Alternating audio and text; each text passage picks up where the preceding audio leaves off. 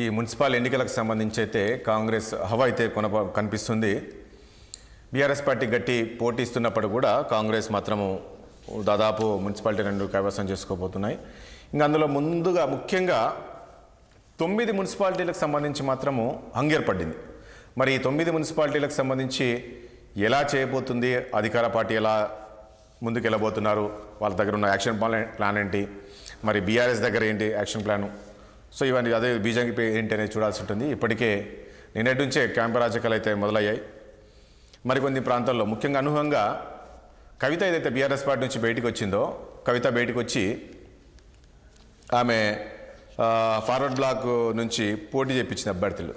అక్కడ కూడా కవిత వచ్చింది ఒక్కొక్క ప్లేస్లో. అక్కడ కవిత రావడం అనేది ఈరోజు నిజంగా ఆశ్చర్యానికి గురి చేసింది. ఎందుకంటే అనూహ్యంగా బయటికి రావడం, ఫార్వర్డ్ బ్లాక్ నుంచి పోటీ చేయడం, అక్కడ ఆమె ఎవరైతే అభ్యర్థులు నుంచోబెట్టారో వాళ్ళు గెలవడం. దాంతోపాటు ముఖ్యంగా బైన్సా మనకు తెలిసి ఉంటుంది. బైన్సా అనేది చాలా సెన్సిటివ్ ప్లేసు. అక్కడ బీజేపీ అక్కడ చాలా వరకు మనం చూసాం హిందూ ముస్లిం గొడవలని, ఆ గొడవలని ఎప్పుడు ఏదో రకంగా గొడవలు ఉంటాయి. కానీ అక్కడ అనూహ్యంగా ఎంఐఎం పార్టీ దాదాపు ఎక్కువ కైవసం చేసుకుంది. దాదాపు 26 వార్డులకు కానీ 13 చోట్ల ఎంఐఎం కైవసం చేసుకుంది. 5 స్వతంత్రులు గెలిచారు. మరి అది కూడా చాలా ఇంట్రెస్టింగ్ పాయింట్. అక్కడ బీజేపీ ఎక్కువ ఫోకస్ చేసింది. సో ఇక్కడ ఎంఐఎం అయితే ముందంజలో ఉంది. చూడాల్సి ఉంటుంది ఎలా ఉంటుంది. సో ఓవరాల్గా ఒకసారి మా ప్రతినిధిని అడుగుదాం.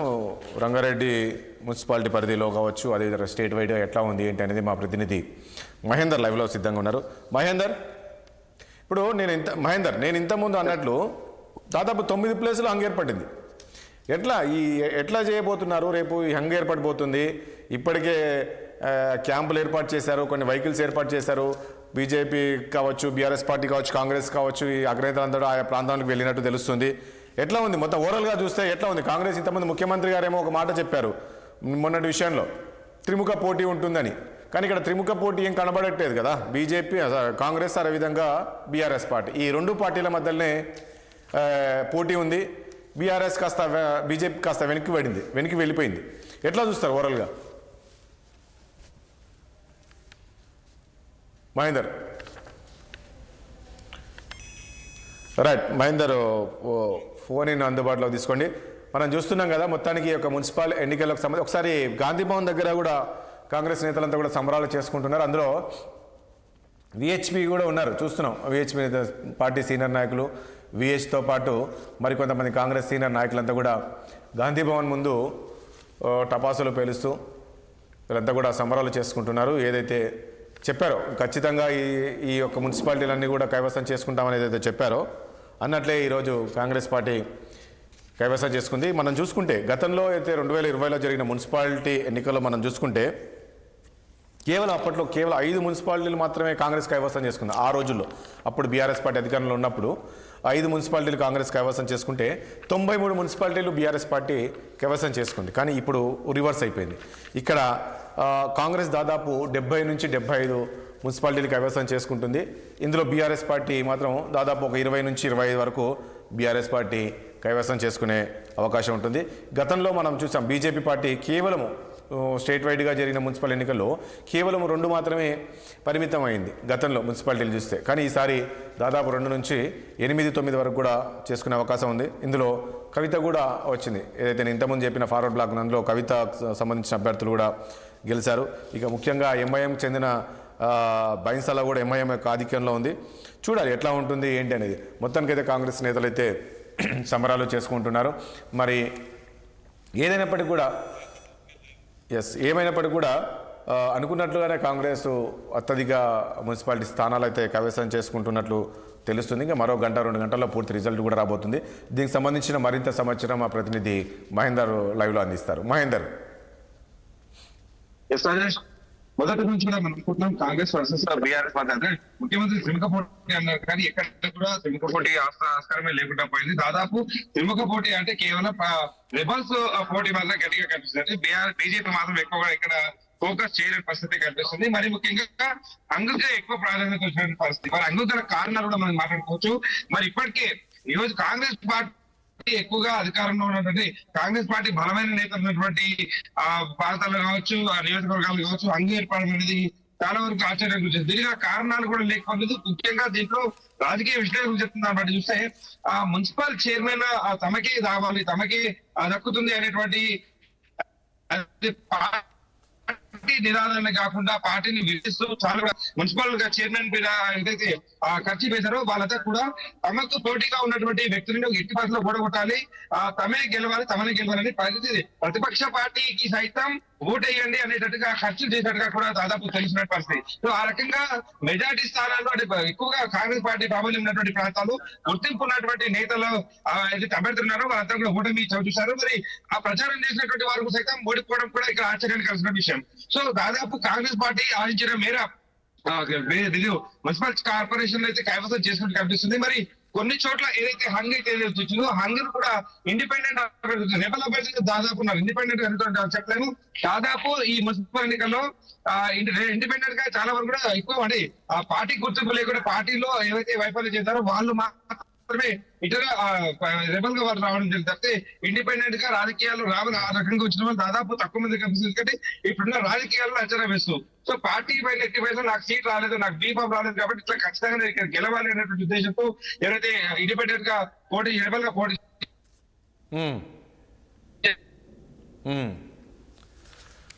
రైట్ చూద్దాం. ముఖ్యంగా మరొకటి ఇక్కడ ఇంకొకటి ఇంట్రెస్టింగ్ పాయింట్ ఏంటంటే మంచిర్యాల జిల్లా కేతన్పల్లి మున్సిపాలిటీలోని ఏదైతే మంత్రి వివేక్ వెంకటస్వామి ఎవరైతే ఉన్నారో వివేక్ వెంకటస్వామి ప్రాతినిధ్యం వహిస్తున్న మున్సిపాలిటీ ఏదైతుందో ఆ మున్సిపాలిటీలో బీఆర్ఎస్ కైవసం చేసుకుంది. ఎందుకంటే మంత్రి పూర్తి స్థాయిలో ఆయన అక్కడ ఫోకస్ చేశారు, అయినప్పటికీ కూడా ఈరోజు అక్కడ కూడా బీఆర్ఎస్ పార్టీ కైవసం చేసుకుంది మంత్రి యొక్క నియోజకవర్గంలో. సో మొత్తానికైతే ఒక గట్టి పోటీ అయితే బీఆర్ఎస్ పార్టీ నేతలు అయితే ఇచ్చినప్పటికీ కూడా సో కాంగ్రెస్ అనుకున్న స్థానాలు అయితే కైవసం చేసుకుంటుంది. ఈరోజు చూసాం గాంధీ భవన్లో చూస్తే అక్కడ చాలా ఇంట్రెస్టింగ్ పాయింట్ విహెచ్ డ్యాన్స్ చేస్తూ అక్కడ డప్పు కొట్టు డ్యాన్స్ చేస్తూ ఆయన సంబరాల్లో మునిగి తెలియనట్లు కనబడుతుంది అక్కడ విహెచ్. సో మొత్తానికి చూడాలి, ఇంకా మరి కాసేపట్లో అయితే రాబోతుంది కాబట్టి రిజల్ట్ మరి గంట 2 గంటల్లో ఈ యొక్క రిజల్ట్ అయితే రాబోతుంది. కానీ ఏదైతే ముఖ్యమంత్రి చెప్పినట్లుగా ఖచ్చితంగా ఆయన చెప్పారు మొన్ననే ఖచ్చితంగా కైవసం చేసుకుంటామని. ఎందుకంటే గతంలో కేవలం నేను ఇంతకుముందు అన్నట్లు కేవలం 5 మున్సిపాలిటీలు ఉండే కాంగ్రెస్ పార్టీకి. సో ఈరోజు 70 నుంచి 80 దాకా రాబోతున్నాయి. మరి బీఆర్ఎస్ ఎంతవరకు ఉంటుంది? నేను లాస్ట్ టైం చెప్పినట్టు కేవలం 2కే పరిమితమైన బీజేపీ పార్టీ మరి ఈసారి ఎన్ని కైవసం చేసుకోబోతుంది, మున్సిపాలిటీ ఏందనేది కూడా మనం చర్చిద్దాం. మనతో చర్చలో పాల్గొంటున్నారు బీజేపీ సీనియర్ నాయకులు, అదేవిధంగా సీనియర్ జర్నలిస్ట్ కప్ర ప్రసాద్ గారు మనకు లైవ్లో ఉన్నారు. మరి కాసేపట్లో కాంగ్రెస్ నుంచి కూడా రవలి గారు రాబోతారు, అదేవిధంగా ఇటు బండారు రామ్మోహన్ రావు కూడా రాబోతున్నారు. కప్ర ప్రసాద్ గారు, ఏంటి ఎన్నికలను చూస్తే ఏమనిపిస్తుంది? ఈ మున్సిపాలిటీలను చూస్తే, ఈ మున్సిపాలిటీ రిజల్ట్ని బట్టి చూస్తే? రాజేష్ గారు నమస్కారం మీకు, మీ 60 ప్రేక్షకులకు. ఇక్కడ స్పష్టంగా మనకు ఒకటి అర్థమైతా ఉంది ఏంటంటే అధికారంలో ఉన్న పార్టీకి ఈ స్థానిక సంస్థల ఎన్నికలన్నీ కూడా కొంత సానుకూలంగా ఉంటాయనేది మనం మొదటి నుంచి అనుకున్నాం. అదే ఇక్కడ కూడా కనబడుతుంది, ఇక్కడ ప్రత్యేకత ఏం లేదు. అయితే ఇక్కడ మనం గతంలో కాంగ్రెస్ వర్సెస్ బీఆర్ఎస్ ఉండేటువంటి ఎన్నికల్ని ట్రయాంగిల్ తీసుకురాగలిగింది భారతీయ జనతా పార్టీ, దీన్ని ట్రయాంగిల్ ఫైట్ చేయగలిగింది ఖచ్చితంగా. కాబట్టి ఇక్కడ ట్రయాంగిల్ ఫైట్ జరిగింది. ట్రయాంగిల్ లో భారతీయ జనతా పార్టీకి కూడా అంటే సానుకూల ఫలితాలు కనబడతా ఉన్నాయి. చాలా దగ్గర మున్సిపల్ కౌన్సిలర్లు విజయం సాధిస్తా ఉన్నారు. ఇప్పటికి కూడా ఇంకా హోప్ ఉంది. ఒక 7 నుంచి 8 మున్సిపాలిటీలలో భారతీయ జనతా పార్టీ గెలిచేటువంటి అవకాశాలు కనబడతా ఉన్నాయి. అట్నే కార్పొరేషన్ల విషయానికి వస్తే మహబూబ్ నగర్ అండ్ మన నిజామాబాద్, కరీంనగర్ కార్పొరేషన్లు కూడా బీజేపీ మొదటి స్థానంలో ఉంది. అత్యధిక సీట్లను గెలుచుకుంటుంది. వాటిని కూడా గెలుచుకోవాలనేటువంటి ప్రయత్నం చేస్తాం. ఇక్కడ ఒక్కటే ఏంటంటే కాంగ్రెస్ పార్టీని ప్రజలు ఇప్పుడు ఆదరించింది కాంగ్రెస్ పార్టీ పనితీరును చూసో, ప్రభుత్వ పనితీరును చూసో కాదు. కాంగ్రెస్ పార్టీ ఖచ్చితంగా ఈ ఎన్నికలలో పెద్ద ఎత్తున దౌర్జన్యానికి పాల్పడ్డది, అధికార దుర్వినియోగానికి పాల్పడ్డది, పోలీసుల్ని ఇష్టారీతిన ఉపయోగించింది. ఇప్పుడు భారతీయ జనతా పార్టీ కార్పొరేటర్ మన కౌన్సిలర్ అభ్యర్థి ఆత్మహత్య చేసుకున్నాడు ఆ మంత్రి వేధింపులు తాళలేక. చాలా దగ్గర భారతీయ జనతా పార్టీని నామినేషన్ అయినటువంటి కౌన్సిలర్ అభ్యర్థులను తీసుకుపోయి బెదిరించి విద్రాలు పెట్టినటువంటి పరిస్థితి కూడా మనం చూసినాం. ఏమైనప్పటికీ ఇక్కడ ఒకటి ఏంటంటే భారతీయ జనతా పార్టీ కూడా ప్రజల్లో ఆదరణ పెరుగుతా ఉన్నది. ఎప్పుడు ఏదో పోటీ లేదు అనుకున్నటువంటి దగ్గర కూడా భారతీయ జనతా పార్టీ పోటీనిచ్చింది. ఖమ్మం జిల్లాలో కూడా భారతీయ జనతా పార్టీ చాలా మున్సిపల్ కౌన్సిలర్ స్థానాలను గెలిచి అలా ఖాతా తెరిచింది, నల్లగొండల ఖాతా తెరిచింది. అట్లా ఈ రకంగా మొత్తం రాష్ట్ర వ్యాప్తంగా కూడా పార్టీ విస్తరించి ఉనికిని చాటుకుంది. ట్రయాంగిల్ ఫైట్ నెలకొన్న నేపథ్యం అయితే మనకు కనబడతా ఉంది రాజేష్. కానీ ఒకటి ప్రసాద్ గారు, నేను ఇంతకుముందు అన్నట్లు ఇప్పుడు మీరు ఎక్కువ నాకు తెలిసి ఈ కరీంనగర్ కావచ్చు, నిజామాబాద్, బైండ్స్ మీద ఎక్కువ ఫోకస్ చేసేవాళ్ళు. ప్రతిసారి అక్కడ మనం చూసే ఎన్నోసార్లు ఇష్యూస్ జరిగినప్పుడల్లా బీజేపీ లేదు, హిందూ ముస్లిం. అక్కడ అనూహంగా ఎంఐఎంకు దాదాపు 13 వచ్చాయండి, 8 వచ్చాయి ఎంఐఎంకు. మొత్తం 26 వార్డులు ఉండగా 8 ఎంఐఎంకు 5 స్వతంత్రులు వచ్చినట్టున్నారు. ఏంటి అక్కడ ఎంఐఎం రావడానికి ప్రధాన కారణం ఏమి ఉండొచ్చు? అక్కడ బైంసాలో వాళ్ళు మైనారిటీల పాపులేషన్ ఎక్కువ అక్కడ. అక్కడ మొదటి నుంచి కూడా ఎంఐఎం కు చాలా పట్టున్నటువంటి ప్రాంతం అది ఎంఐఎం ఎప్పుడు ఆడ గెలుస్తూ వస్తుంది. ఇప్పుడే కాదు, గతంలో కూడా ఎంఐఎం ప్రార్థన బీఆర్ఎస్ ఉన్నప్పుడు బీఆర్ఎస్ ఎంఐఎం కలిసి ఉండేది. ఇప్పుడు కాంగ్రెస్ ఉంది కాబట్టి కాంగ్రెస్ ఎంఐఎం కలిసి ఉంది, అంతే. ఒకరికొకరు సహకారం చేసుకుంటున్నారు కాబట్టి అక్కడ కాంగ్రెస్ ఎంఐఎం కలిసికట్టుగా ఉన్నాయి కాబట్టి అక్కడ ఎక్కువ స్థానాలు గెలుచుకోవడానికి వాళ్ళకి అవకాశం ఇచ్చింది. అదే అంటే మామూలు ఎన్ని రావచ్చు? లాస్ట్ టైం నేను ఇంతకుముందు అన్నట్లు లాస్ట్ టైం జరిగిన మున్సిపల్ ఎన్నికల్లో ఒక 2 వచ్చాయి అప్పుడు బీజేపీకి. ఈసారి ఎన్ని మీరు అనుకుంటారు? ఒక 10-12 రావచ్చు అనుకుంటున్నారా మున్సిపాలిటీ? బట్ ఇప్పుడు ఉన్న రిజల్ట్స్ ప్రకారం అయితే మాకు 8 నుంచి 10 మున్సిపల్ చైర్మన్లు వచ్చేటువంటి అవకాశం ఉంది. ఇంకా చాలా దగ్గర వైస్ చైర్మన్లు వచ్చేటువంటి అవకాశం చాలా ఉంది. అయితే ఇక్కడ ఒకటే రాయేష్, నేను చెప్పేది ఏంటంటే రాజేష్ గారు, ఇక్కడ భారతీయ జనతా పార్టీ అన్నది ఈ గతంలో కొన్ని జిల్లాలకు కొన్ని ప్రాంతాలకు పరిమితమైనటువంటి పార్టీ అని ప్రచారం జరిగేది. ఇప్పుడు అట్లా కాకుండా భారతీయ జనతా పార్టీ రాష్ట్ర వ్యాప్తంగా విస్తృతమైంది. అన్ని ప్రాంతాల్లో కూడా భారతీయ జనతా పార్టీ కౌన్సిలర్ ఎన్నిక కావడం జరుగుతూ ఉన్నది. పార్టీ విస్తృతి పెరిగింది. మీరు ఓట్ పర్సెంటేజ్ వైపున తీసుకుంటే కూడా పార్టీకి ఓట్ పర్సెంటేజ్ చాలా విపరీతంగా పెరిగేటువంటి అవకాశాలు. ఇప్పుడే పర్సెంటేజ్ రాదు, కానీ పర్సెంటేజ్ వచ్చిన తర్వాత ఆ ఓట్ పర్సెంటేజ్ కూడా విపరీతంగా పెరిగేటువంటి అవకాశాలు ఉంటాయి. అయితే కాంగ్రెస్ పార్టీ అటు బీఆర్ఎస్ పార్టీ ఈ రెండింటికే తెలంగాణలో స్థానం ఉన్నది అనే దాన్ని పక్కన పెట్టి భారతీయ జనతా పార్టీ కూడా 3వ పార్టీగా ఎమర్జ్ అయింది. త్రిముఖ పోటీ జరిగింది. ఈ త్రిముఖ పోటీలో సరే ఎట్లాగో అధికార పార్టీకి ఎడ్జ్ ఉంటుంది, అధికార పార్టీకి ఎక్కువ స్థానాలు గెలిచేటువంటి అవకాశాలు ఉంటాయి. వాళ్లకు విస్తృతమైనటువంటి నెట్వర్క్ ఉంటుంది, అధికార ఉంది, ఎమ్మెల్యేలు మంత్రులు అందరూ నియోజకవర్గాలకి అంటే పట్టణాలకి వెళ్ళి పనిచేశారు కాబట్టి వాళ్ళ కొంత సానుకూల ఫలితాలు ఉండొచ్చు. కాకపోతే ఇది మరీ కొట్టిపారేసేటువంటి పోటీ కాదు. భారతీయ జనతా పార్టీ కూడా ట్రయాంగిల్ ఫైట్ లో ఉన్నది. గణనీయమైనటువంటి ఓట్లు బీజేపీ సాధించింది అనడానికి ఈ ఎన్నికలు ఒక నిదర్శనంగా కనపడతా ఉన్నాయి. రాజేష్, రవలి గారు ఉన్నారా? రవలి గారు నమస్తే అండి. నమస్తే రవలి గారు. మొత్తానికి కానీ ఇక్కడ ప్రసాద్ గారు చెప్తున్నారు, విన్నారు కదా మీరు, ఇక్కడ ఇది కాంగ్రెస్ ఆదరణ చూసో లేదంటే వాళ్ళు తీసుకొచ్చిన సంక్షేమ పథకాలు ప్రజలు చూసే ఓట్లు వేయలేదండి, వాళ్ళు ఏ రకంగా చేశారు అనేది కనిపించింది. ఏ రకంగా భయపెట్టారు, వార్డు మెంబర్లు భయపెట్టారు, ఏ రకంగా డబ్బులు పంచారు, ఈ రకమైన కామెంట్ చేస్తున్నారు ఇప్పుడు వాళ్ళు మాటలు బట్టి చూస్తే. నమస్తే అండి. ఇప్పటికి కూడా భారతీయ జనతా పార్టీలో ఒక కనువిప్పు కలగలేదు, ఒక మార్పు రాలేదు, ఒక రియలైజేషన్ రాలేదు అనేది మాటల్లో స్పష్టంగా కనబడుతుంది. ఎందుకంటే వీళ్ళు ఇతర రాష్ట్రాలలో లోకల్ బాడీస్ ఎన్నికల్లో గెలిచినప్పుడేమో ధర్మబద్ధంగా గెలిచినట్టు, అదే ఇక్కడ కాంగ్రెస్ పార్టీ మాత్రం తెలంగాణలో గెలిస్తే దౌర్జన్యంగా వాళ్ళ అభ్యర్థులను భయపెట్టి గెలిచినట్టుగా వాళ్ళు చెప్తున్నారు. అంటే ఎంత డిఫరెన్స్ అనేది అవపడుతుంది. 2 నాలుకల ధోరణి అనేది వీళ్ళ దగ్గర స్పష్టంగా కనబడుతుంది. ఈరోజు కాంగ్రెస్ పార్టీ చేస్తున్న సంక్షేమ పథకాలు, కాంగ్రెస్ పార్టీ మేము ఏదైతే వాగ్దానాలు ఇచ్చినామో ఆ వాగ్దానాలను ఒక్కొక్కటిగా నెరవేర్చుకుంటూ వస్తున్న తరుణంలో కాంగ్రెస్ పార్టీతోటే ఈరోజు పట్టణాల అభివృద్ధి కూడా సాధ్యమని నమ్మి ఈరోజు ఓటర్లు ఓటేసిండ్రు. అంతే తప్ప ఎక్కడా కూడా, ఇంతకుముందు ఒక మాట అన్నారు, మా అభ్యర్థిని మంత్రి వేధింపుల వల్ల ఆత్మహత్య చేసుకున్నాడని. వాళ్ళ భార్య స్పష్టంగా ఆమె ఒక నోట్ రిలీజ్ చేసింది, ఒక స్టేట్మెంట్ ఇచ్చింది. నా భర్త భయంతోటే, ఓటమి భయంతోటే, ఓడిపోతా అనే భయంతోటే ఆత్మహత్య చేసుకున్నాడు తప్ప ఎవరి బెదిరింపుల వల్ల కాదు, ఎవరి ఒత్తిడిల వల్ల కాదు, ఎవరి వేధింపుల వల్ల కాదు అని స్పష్టంగా కుటుంబ సభ్యురాలు చెప్పిన దానికంటే కప్పర హరిప్రసాద్ గారికి బాగా ఎక్కువ తెలుసా. ఆయనకి చెప్పుకొని మరి చనిపోయింది కావచ్చు. పలానా చాలా మాట్లాడుతున్నారు, చాలా హద్దు మీరి మాట్లాడుతున్నారు, లేని కూడా లేని అబండాలు వేస్తున్నారు. రాజేష్ గారు మాట్లాడని ప్రసాద్ గారు మాట్లాడిద్దాం. ప్రసాద్ గారు మాట్లాడదాం ప్లీజ్. ఆయన భార్య రాజేష్ రాజేష్ గారు లేదు ఆయన ప్రసాద్ గారు భార్య నేనే ప్రసాద్ గారు లేదు ప్రసాద్ గారు మీరు మాట్లాడినప్పుడు నేనే అందామనుకున్నా. అప్పుడు అక్కడ వాళ్ళ భార్య మళ్ళీ కంప్లైంట్ ఇచ్చింది ఆమె, అది కేవలం కంప్లైంట్ నాకు ఓట్లు వేరేమన్న భయంతో ఆయన సూసైడ్ చేసుకున్నారని. సో నేను చెప్తాను వినండి. బలవంతంగా అది మీ ఆరోపణ.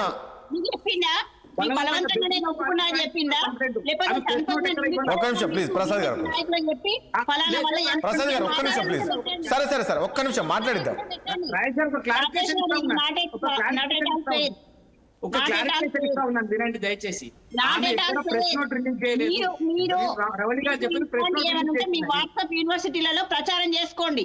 మాట్లాడేటప్పుడు మాత్రం దగ్గర పెట్టుకొని మాట్లాడాలనుకున్నా, ఒక్క నిమిషం ప్లీజ్ పెట్టుకొని చెప్పాలి. అంతే తప్ప ఇష్టం ఉన్నట్టుగా మీకు ఏది పడితే అది ఫేక్ అంటే ఒక్కటి రవళి గారు నేను ఒక్క పాయింట్ ఇక్కడ రవళి గారు దయచేసి నేను ఒక్క విషయం అడుగుతాను. రవళి గారు నేను ఒక్క క్వశ్చన్ అడుగుతాను ప్లీజ్ ఒక్క నిమిషము.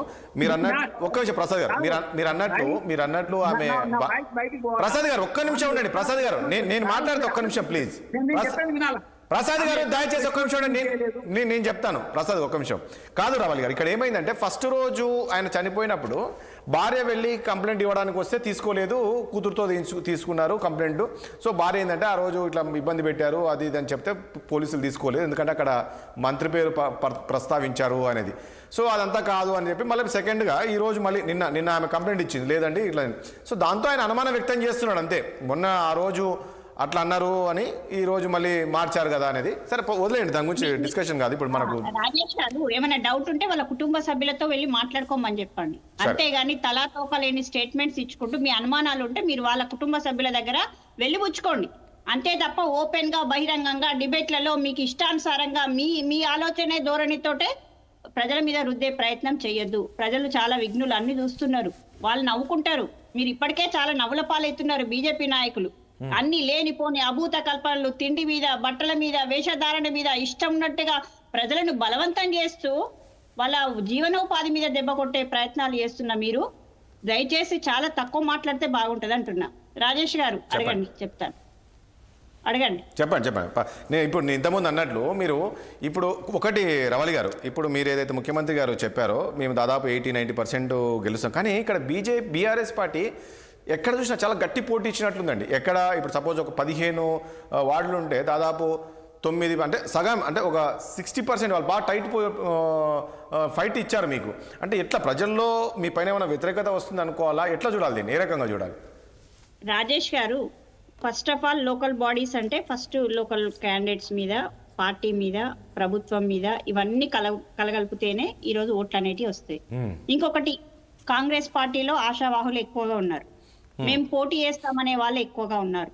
అందులో రెబల్స్ బెడతా కూడా ఎక్కువనే ఉంది. మీరు చూసారు 3-4 జిల్లాల్లో కూడా నాయకులు ఏ రకంగా పోటీలు పడి వాళ్ళ అభ్యర్థులు నిలుపుకున్నారో చూస్తున్నాం. అంటే రెబల్ అభ్యర్థుల దాంతో ఈరోజు మా ఓట్లే 2 రెబల్కు మాకు చీలిపోయి బీఆర్ఎస్ పార్టీ ఆధిపత్యం కనిపిస్తున్నది తప్ప ఎక్కడా కూడా బీఆర్ఎస్ పార్టీని నమ్మి క్లియర్ కట్ గా ఓటేసిన పరిస్థితి లేదు. ఈ రోజు మీరు గెలిచిన మున్సిపాలిటీస్ తీసుకోండి, ఇప్పటికీ డిక్లేర్ చేసిన మున్సిపాలిటీలలో బీఆర్ఎస్ ఆధిక్యం ఎంత ఉంది, బీఆర్ఎస్ ఎన్ని వార్డులలో గెలిచిండ్రు. అదే కాంగ్రెస్ పార్టీ గెలిచిన వార్డులలో తీసుకుంటే 14 ఉంటే 12 గెలిచినవి ఉన్నాయి, 12 ఉంటే 11 గెలిచినవి ఉన్నాయి. అంటే పూర్తిగా క్లియర్ కట్ గా కాంగ్రెస్ పార్టీకి మెజారిటీ స్థానాలు కట్టబెట్టినవి కూడా అనేకం ఉన్నవి. కాబట్టి ఈ రోజు రెబల్స్ ఎవరైతే ఇండిపెండెంట్ అభ్యర్థులు ఉన్నారో ఆ ఇండిపెండెంట్ అభ్యర్థుల అయిపోయింది. టిఆర్ఎస్ పార్టీని చూసో లేకపోతే కాంగ్రెస్ పార్టీని నమ్మకనో ఇది కాదు. ఖచ్చితంగా ప్రజాస్వామ్యంలో ఎవరికైనా ఓటేసుకోవచ్చు. కొందరు బీఆర్ఎస్ పార్టీని వ్యక్తిగతంగా నమ్ముకోవచ్చు, కొందరు బీఆర్ఎస్ పార్టీకి లాయల్టీగా ఉండొచ్చు, ఎవరి ఇష్టం వాళ్ళు. అంతే తప్ప ఈ రోజు వచ్చిన మెజారిటీ రిజల్ట్ ను మనకు ప్రభుత్వం యొక్క పనితీరుకు ఆపాదించాలి. అంతే తప్ప ఈరోజు మొత్తం సీట్లు తీసుకున్నా గానీ అన్ని పార్టీలు కలిస్తే గానీ కాంగ్రెస్ పార్టీకి సమానంగా కూడా వార్డు స్థానాలు గెలుచుకోలేదు. కాబట్టి 100% ఈరోజు ప్రజలు మొత్తం అర్బన్ పట్టణ ప్రాంతాల్లో ఉన్న ప్రజలు కూడా కాంగ్రెస్ పార్టీని నమ్ముకుంటున్నారు.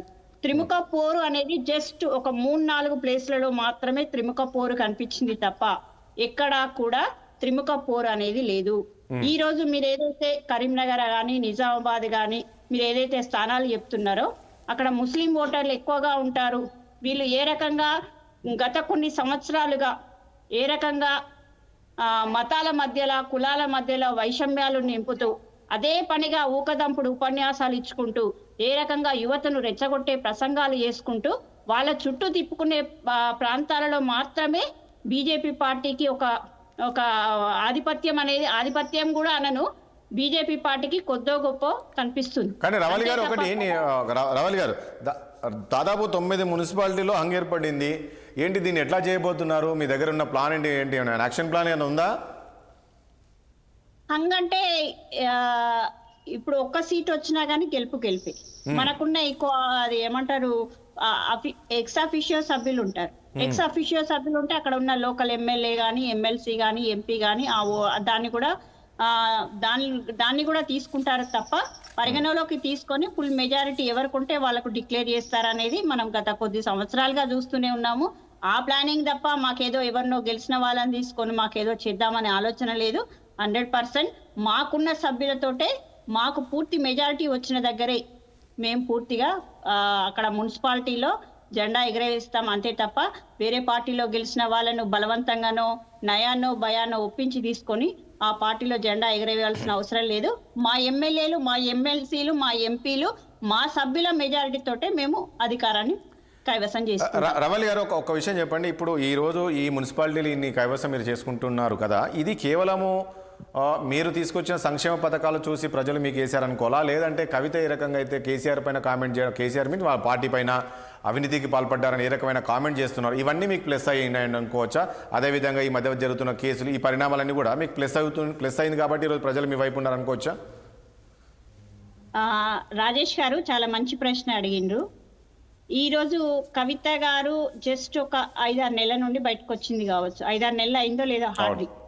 అంతకుముందు జరిగిన ఎలక్షన్స్, బై ఎలక్షన్స్ తీసుకోండి, కంటోన్మెంట్ ఎలక్షన్ తీసుకోండి, లేకపోతే వేరే దగ్గర జరిగిన by election Jubilee Hills by election తీసుకోండి, లేకపోతే అంతకుముందు జరిగిన ఎమ్మెల్సీ ఎలక్షన్లు గ్రాడ్యుయేట్ ఎమ్మెల్సీ కానీ బై ఎలక్షన్ కానీ ఇవన్నీ రకరకాలుగా తీసుకుంటే మాకు ఆమె వాయిస్ మాకేమి తోడ్పడినట్టుగా అనిపించలే కదా. 100% కాంగ్రెస్ పార్టీని గెలిపించిండ్రు. 100% కాంగ్రెస్ పార్టీ తోటే ప్రజలు ఉంటామని అంటున్నారు. కాంగ్రెస్ పార్టీని ట్రస్ట్ చేస్తా అంటున్నారు. కాంగ్రెస్ పార్టీ ప్రభుత్వానికి పట్టం కడతా అనే ఉద్దేశంతో ఆ రోజు నుండి ప్రభుత్వం ఏర్పడ్డప్పటి నుండి ఇప్పటి వరకు ఏ ఎలక్షన్ వచ్చినా కానీ ప్రజలు కాంగ్రెస్ పార్టీ వెన్నంటే ఉన్నారు కాబట్టి మేము గెలుస్తున్నాం.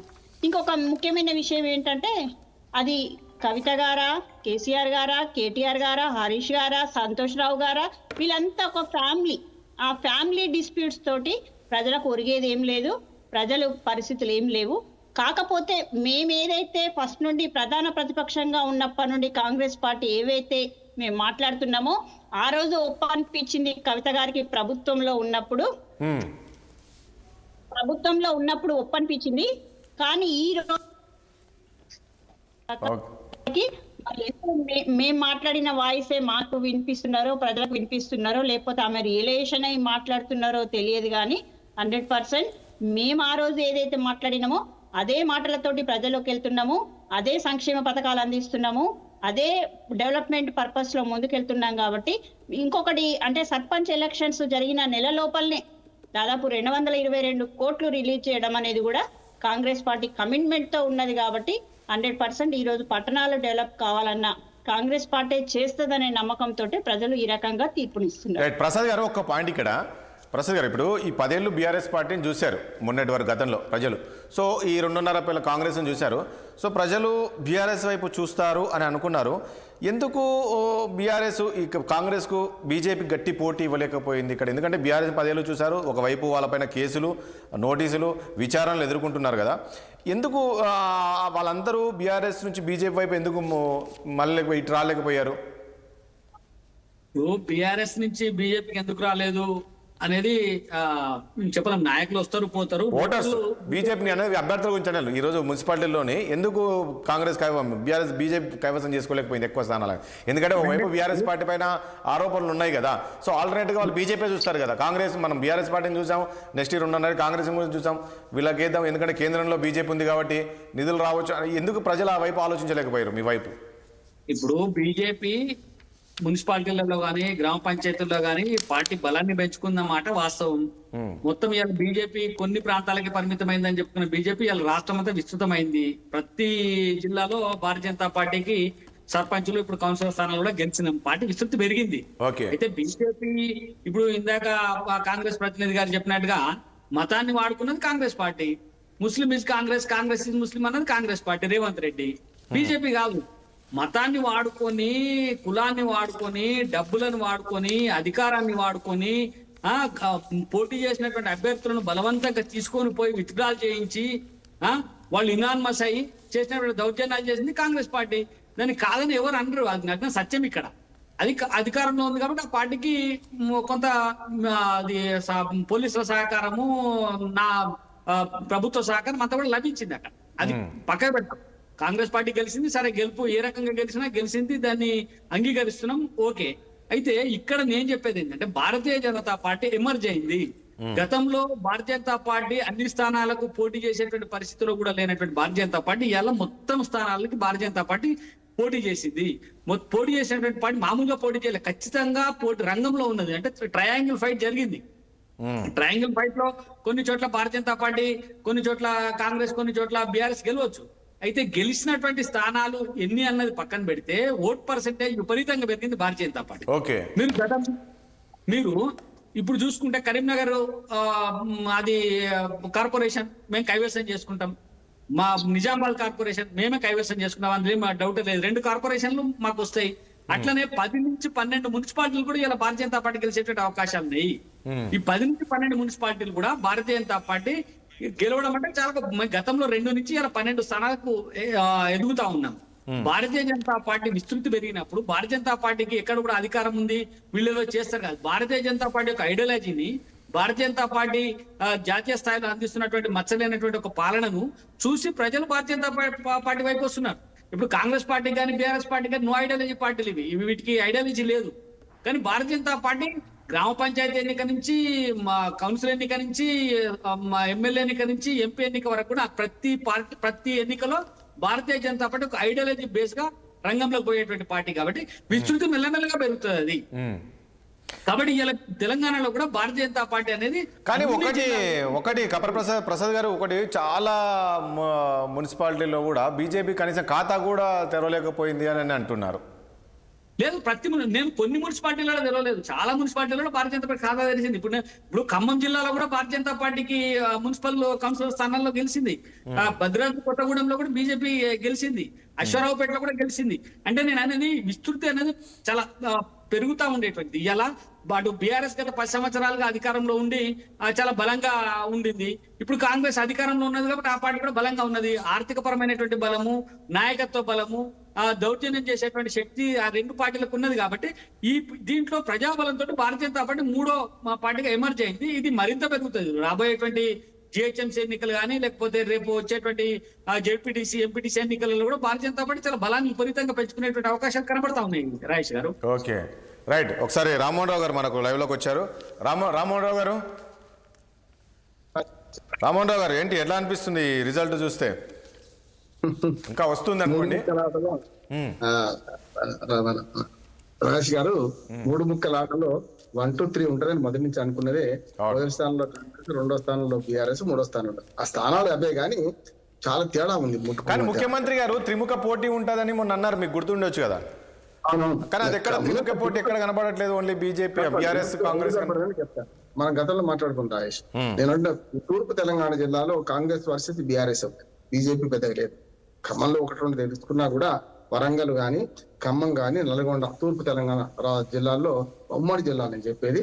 ఈ 3 BRS versus Congress versus BRS ఉన్నాయి.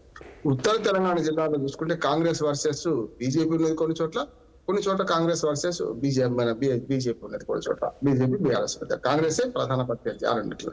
దక్షిణ తెలంగాణ చూసుకున్నా ఇట్లాగే ఉన్నది. మధ్య తెలంగాణలో మాత్రం బీజేపీ తక్కువ, కాంగ్రెస్ వర్సెస్ బీఆర్ఎస్ ఉంది. మధ్య మెదక్ గానీ, ఈ ప్రాంతాల్లో చూసుకుంటే రంగారెడ్డి జిల్లా గానీ, పాత రంగారెడ్డి జిల్లా గానీ, ఇవన్నీ చూసుకుంటే మనం అందుకని ఈ సినారియో కనపడుతుంది. నేనేమంటున్నాను అంటూ రాజేష్, ఇప్పుడు జరగాల్సింది ముందున్నది ముసళ్ళ పండుగ అంటున్నాను. అసలు ఇప్పుడు గెలుపుకోవడంలో ఇక్కడ నిర్ణయం కాలే, ఇంకా అసలు ఉన్నది అంటున్నాను. ఎందుకంటే వీళ్ళందరూ కేవలం కౌన్సిలర్లు గెలుస్తున్నారు, కార్పొరేటర్ గెలుస్తున్నారు. కానీ అసలు మున్సిపాలిటీ తెలుసుకోవాలంటే కోఆప్షన్ మెంబర్స్ చాలా కీలకమవుతారు కదా.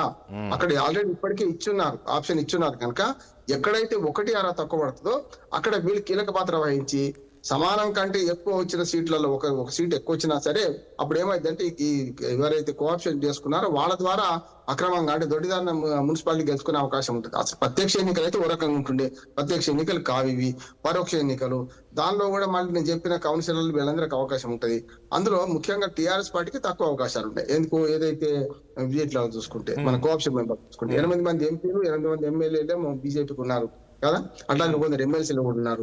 కాంగ్రెస్ కి 8 మంది మన ఎంపీలు ఉన్నారు, 66 మంది మన ఎమ్మెల్యేలు ఉన్నారు, దాదాపు 10-12 మంది ఎమ్మెల్సీలు ఉన్నారు చూసాం కదా ఫిరాయింపుదారుతో సహా. దాంతో పాటు మరొక 10 మంది ఫిరాయింపుదారులు ఉన్నారు. ఏది దీన్ని మనకు విప్పు జారీ చేస్తే చెప్పలేం కానీ వాళ్ళైతే కాంగ్రెస్ పార్టీకి ఓటేస్తారని అనుకుంటలేను బీఆర్ఎస్ తిరుగుబాటు అభ్యర్థులు. సరే అది పక్కన పెట్టాం. ఇప్పుడు నా ఉద్దేశం ఏంటంటే ఇప్పటిదాకా నిన్నటిదాకా రాజేష్ మనకు ఓటర్లు ఉన్నారు వీళ్ళందరూ కౌన్సిలర్లు అంతా. ఇప్పుడు తమకు తాము అమ్ముడు పోవడానికి సంతలో నిలబడుతున్నారు ఇవాళ సాయంత్రానికి అలా అంటున్నాను. ఇప్పుడు ఆల్రెడీ కాదండి రామ్మోహన్ రావు గారు, మీరు ఇప్పుడు వచ్చింది కాబట్టి క్యాంపు రాజకీయాలు ఆల్రెడీ మొదలైనాయంట. అప్పటికే అక్కడే ఒక రిసార్ట్లు బుక్ చేశారంట, పెద్ద కొన్ని హోటల్స్ బుక్ చేశారంట అప్పటికే. రిసార్ట్లు కాదు, ఇంకా ఆదిలాబాద్ నుంచి మన అయోధ్యకు పోయిండ్రు రాజేష్. అయోధ్యకు తీసుకుపోయాడు కొందరా, అయోధ్య కూడా పోయిందట అక్కడ కనుక సమస్య లేదు. ఇప్పుడు అసలు సంఘ రాజకీయం మొదలవుతున్నాను. అదే సినిమాలో వేణుగోపాల్ మన వేణుంటాడు కదా, చూస్తాడు తాను నిలబడి చూస్తుంటాడు సంబంధాల కోసం అంగి విడిచి నిలబడతాడు రౌండ్ టేబుల్ మీద. అట్లాగే ఉంటది రేపు పరిస్థితి. చూడండి ఇప్పుడు రేపు ఏంటంటే 3వ ఘట్టం జరగబోతుంది. పోలింగ్ అయిపోయింది, ఓటర్లనేమో అభ్యర్థులు కొన్నారు. ఏది మనకు గెలిచిన కౌన్సిలర్లు గెలవబోయే కౌన్సిలర్లు కొన్నారు. వీళ్ళు ఇప్పుడు అమ్ముడు పోయడానికి సిద్ధంగా ఉన్నారు. కానీ విప్పు చాలా నిబంధనలు కఠినంగా ఉండడం వల్ల వేరే పార్టీకి అమ్ముడు పోరు, కానీ తమ పార్టీలోనే వాళ్ళు అమ్ముకుంటారు అంటున్నారు. ఉదాహరణకు ఒక కాంగ్రెస్ పార్టీకి ఫుల్ మెజార్టీ వచ్చింది, 2 పోటీ పడుతున్నారు. అక్కడ పోటీ పడితే ఏం చేస్తారంటే ఆ 2 మున్సిపల్ చైర్మన్ కు పోటీ చేసి చైర్పర్సన్ పోటీ చేసే వాళ్ళలో ఆ ఇద్దరు ఏం చేయాలి, పోటీలు పడి వీళ్ళని కొంటారంటున్నా నేను. సమస్య లేదు, అది బీఆర్ఎస్ కావచ్చు, కాంగ్రెస్ కావచ్చు, బీజేపీలు కావచ్చు. రేపు చైర్పర్సనో లేకుంటే మేయర్ ఎవరు కావాలనేది మళ్ళీ బేరసాల మొదలైతే అంటున్నారు. ఇప్పటికే క్యాంపు రాజకీయాలు మొదలైన వాళ్ళ పార్టీలో వాళ్ళే కొనుక్కునే పరిస్థితి వస్తుంటున్నారు. ఎందుకంటే పూర్తిగా ఇవాళ అనైతిక రాజకీయాలు ఉన్నాయి. మనం మహారాష్ట్రలో చూసినాం కదా, బీజేపీ కాంగ్రెస్ కలిపింది కొన్ని చోట్ల కదా, బీజేపీ ఇంకొక పార్టీ కలిసినాయి. అంటే ఎన్డీఏ కూటమి, యూపీఏ కూటమి, మనకు ఇండి కూటమి అనేది పోయింది అక్కడ. ఇక్కడ కూడా రేపు ఏమంటున్నారంటే కరీంనగర్ లో ఉదాహరణకు ప్రసాద్ చెప్తున్నారు కదా, కరీంనగర్ లో రేపు పొద్దున సాంగ్ వచ్చింది అనుకోండి, ఏం చేస్తారు, బీజేపీ బీఆర్ఎస్ ఒకటైతే అంటున్నాను నేను. కాంగ్రెస్ కు సగం సీట్లు వాళ్ళకి వచ్చినా, ఎందుకంటే బీజేపీ నుంచి ఒక ఎంపీ ఉన్నాడు, 2 ఎమ్మెల్సీలు ఉంటారు, వీళ్ళందరూ ఉంటారు కదా, వాళ్ళు కూడా పోటీ పడతారు కదా. ఇట్లాంటివన్నీ చాలా ఎందుకు జరిగే అవకాశం ఉంటుంది అంటున్నాను నేను. ఇప్పుడు అసలైన పందెం, ఇప్పుడు మా పందెం కోళ్ళు ఇప్పుడు మొదలైనవి, ఇప్పుడు అసలైన పందాలు ఇప్పుడు జరుగుతున్నాయి అంటాను. కానీ ఒకటి రామ్మోహన్ రావు ఒక పాయింట్ చెప్పండి. ఇప్పుడు నేను మన నుంచి డిస్కషన్స్ చెప్తూ ఉంటారు, ప్రతి ఒక్కరు చెప్తున్నారు, ఎక్కడ అధికారం ఉంటే అధికార పార్టీ ఏది ఉంటే దానికే ఎక్కువగా మొగ్గు చూపుతారు ఓటర్లు అనేది చెప్తుంటారు. అంటే మొగ్గు చూపడం అంటే వాళ్ళు నిజంగానే లేదు మనం ఇప్పుడు కాంగ్రెస్ అధికారం ఉంది కదా, సో కాంగ్రెస్కి ఇద్దాం, కాంగ్రెస్కి అధికారం ఉంటే ఓటేస్తే వాళ్ళు గెలిస్తే మన పట్టణం అంతా అభివృద్ధి జరుగుతుందని చెప్పేసి ప్రజలు అక్కడ ఓటేశారు అనుకోవాలా? లేదు ఎందుకు భయం, ఎందుకు లేక వీళ్ళు అధికారం ఉంది కాబట్టి అంగబలం అష్టబలం అన్నీ ఉంటాయి కాబట్టి అది ఉపయోగించి ఓట్లు వేయించుకోవచ్చు. ఎట్లా చూడాలి? ఎందుకంటే నేను నాట్ ఓన్లీ కాంగ్రెస్, గతంలో కూడా బీఆర్ఎస్ పార్టీ అధికారం వాళ్ళకి ఎక్కువ వచ్చాయి కాబట్టి దీన్ని ఎట్లా చూడాలి? మీరు అనేది రెండోది కూడా కరెక్టే, కొంతవరకు అధికార బలం ఉంటది కాదంటలేదు. కానీ ప్రజలు ఏమనుకుంటున్నారంటే ఇంకొక 3 ఏళ్ళు 2.5 ఏళ్ల పైగా ఇదే కాంగ్రెస్ పార్టీ అధికారంలో ఉంటది. ఇప్పుడు డబుల్ ఇంజన్ సర్కారుని కేంద్రంలో ఉన్న బీజేపీ రాష్ట్రాలను బెదిరిస్తుంది కదా, సేమ్ అట్లాగే రాష్ట్ర ప్రభుత్వాలు ఏం చేస్తున్నాయి, ఏ పార్టీ ఉంటే ఆ పార్టీకి ఏంటి మనం రెండు జోడేట్టు కరెక్ట్ ఉండాలి కదా, ఒక ఎద్దు అటు ఒక ఎద్దు ఇటు ఉంటే కష్టం కదా అని 2 ఏళ్ళు సమానంగా నడవాలంటే మమ్మల్ని అనుకోని కాంగ్రెస్ పార్టీ అంటారు. ఇప్పుడు కొత్త కాదు కూడా రాయచ్చు. ఇప్పుడు కేవలం కాంగ్రెస్ పార్టీ 70-75% గెలుస్తుందంటే దానికి కొత్త కాదు. అంతకుముందు ఇదే బీఆర్ఎస్ 80-85% గెలుచుకుంది కదా, వాళ్ళు అదే విరమిగుతారు, మేము 80-90% గెలుచుకున్నాం, మీరు 70-75 అంటుండ్రు కదా. అంటే ఇదే పని మీరు కూడా అప్పుడు చేసినట్టే కదా, బీఆర్ఎస్ వాళ్ళు కూడా ఇదే పని చేసినట్టే కదా అప్పుడు కూడా. అంటే ఎక్కువ మంది గెలుస్తున్నామంటే ఎన్ని అక్రమాలు చేస్తే అంత ఎక్కువ మంది గెలుచుకున్నట్టు కదా. ఇప్పుడు వీళ్ళు అక్రమాలు చేసి గెలుస్తున్నారని వాళ్ళు ఆరోపణ చేస్తే ఉరిమిన దగ్గర తను నలిపారు కదా అన్నట్టు బీఆర్ఎస్ వాళ్ళు కూడా అదే పని చేసినట్టు కదా అంటున్నాను నేను కదా. అందుకనే ఇక్కడ 2 ఉంటాయి, పెడతానంటే ఆశ, కొడతానంటే భయం ఉంటుంది. తెలంగాణలో సామెత ఉన్నది, నేనేమంటున్నాను అంటే పెడతారంటే ఆశ అంటే రేపు పొద్దున 3 ఏళ్ళు ఉన్నది, ఇంకా ఈ 3 ఏళ్ళలో మన గవర్నమెంట్ ఏమైనా చేస్తుండొచ్చు, మాకు అభివృద్ధి జరుగుతుండొచ్చు అనే ఒక పాజిటివ్ ఓటు పడుతుంది అంటున్నాను. నెగిటివ్ పాజిటివ్ ఓటుతో పాటు బెదిరింపులు కూడా కొన్ని పనిచేస్తాయి, కాదంటలేదు. అధికార పార్టీ ఏది ఉంటే అదే అధికార పార్టీ ఖచ్చితంగా కొంత సాధించుకుంటుంది, పోలీసులను ఉపయోగించుకుంటుంది, రకరకాల ఉపయోగించుకుంటుంది. ఇందులో నాకు లాస్ట్ నా ఫైనల్ చెప్పేది ఏంటంటే ఓట్ షేరు బీఆర్ఎస్ కు కాంగ్రెస్ కు 4-5% కంటే ఎక్కువ ఉండకపోవచ్చు అంటున్నాడు. చెప్పలేము, నేను జ్యోతిష్కుని కాదు కదా, నేను నా అంచనా 4-5% కంటే ఎక్కువ ఉండకపోవచ్చు. రెండోది ఏంటంటే ఈ అమ్మకం కొనుగోళ్లలో 1-2 సీట్లు సమానం కంటే ఎక్కువ వచ్చినా సరే రెండో వాడు గెలిచే అవకాశం ఉంటుంది అంటున్నాడు. ఎందుకంటే ఎవరికైతే ఎడ్జ్ ఉంటుందో వాళ్ళు గెలిచే అవకాశం ఉంటుంది అంటున్నాడు. అందుమంగా దానికి ఉదాహరణ చెప్తాను. ఇంకా గజ్వేల్ పెంచాపు రిజల్ట్స్ రాలే కనుక చెప్తున్నాను, ఇంకా వస్తున్నాయి కనుక చెప్తున్నాను. ప్రసాద్ తెలుసు మరి. ఒకసారి వెంకటస్వామి గారు వచ్చారు, వెంకటస్వామి గారితో ఒకసారి మాట్లాడిద్దాం. ఒక మాట చెప్పి ముగిస్తాను సార్. నేనేమంటా అంటే వెంకటస్వామి గారితో వేరే టీవీలు ఇప్పటిదాకా ఉన్నాను కనుక ఒక మాట ఏంటంటే ఇప్పుడు దొడ్డిదారిని ఎందుకు వెనక అవుతుందో చెప్తాను. గజ్వేల్ పెంచాపు మున్సిపాలిటీ 20 కౌన్సిలర్లు ఉన్నారు. నిజంగా 20కే పోటీ జరిగి 20 గెలిచిన తర్వాత ప్రత్యక్ష ఎన్నికలు కాకుండా పరోక్షంలో కూడా 20 మందికే ఓటు ఉంటే 11 వచ్చినట్టు గెలుస్తారు కదా వరాయేష్ గారు. అది జరగదు కూడా అంటున్నారు. ఇప్పుడు కాంగ్రెస్ పార్టీకి ఆడ అడ్వాంటేజ్ లేదు. ఎందుకు లేదు? 14 ఒరిజినల్ గా వాళ్ళు గెలవాలి. వాళ్ళకి ఒక్క ఎంపీ లేడు, ఒక్క ఎమ్మెల్సీ లేడు ఆ మున్సిపాలిటీలో. కానీ అదే బీఆర్ఎస్ వాళ్ళు ఏం చేశారు, కేసీఆర్ గారు ఓటు అక్కడే, అట్లానే 3 ఎమ్మెల్సీలు, యాదవరెడ్డి ఇంకో 2 ఎమ్మెల్సీ, 3 అక్కడనే. అంటే 4 ఓట్లు అదనంగా ఉన్నది వాళ్ళకి. అంటే వాళ్ళకి 10 వచ్చినా 14తో వాళ్ళు గెలుస్తారు. ఇప్పుడు ఏమైందంటే 27 ఓట్లు కదా, మన 3 ఓట్లు ఏమో బీజేపీ వాళ్ళవి ఉన్నాయి. రఘునందరావు గారు గజ్వేల్ ఇచ్చారు, ఇంకో 2 ఎమ్మెల్సీలు అక్కడే ఇచ్చారు. ఏమైంది? 20+4 బీజేపీ, 4 కాంగ్రెస్, మన బీఆర్ఎస్, 3 ఏమో బీజేపీ. 27 ఓట్లు అయినాయి. 27 అంటే సగం కంటే ఎక్కువ 14 ఓట్లు రావాలి. కాంగ్రెస్ పార్టీ సొంతంగా 14 తీసుకుంటే తప్ప గజ్వేల్ పెంచాపుల్లో గెలవదు.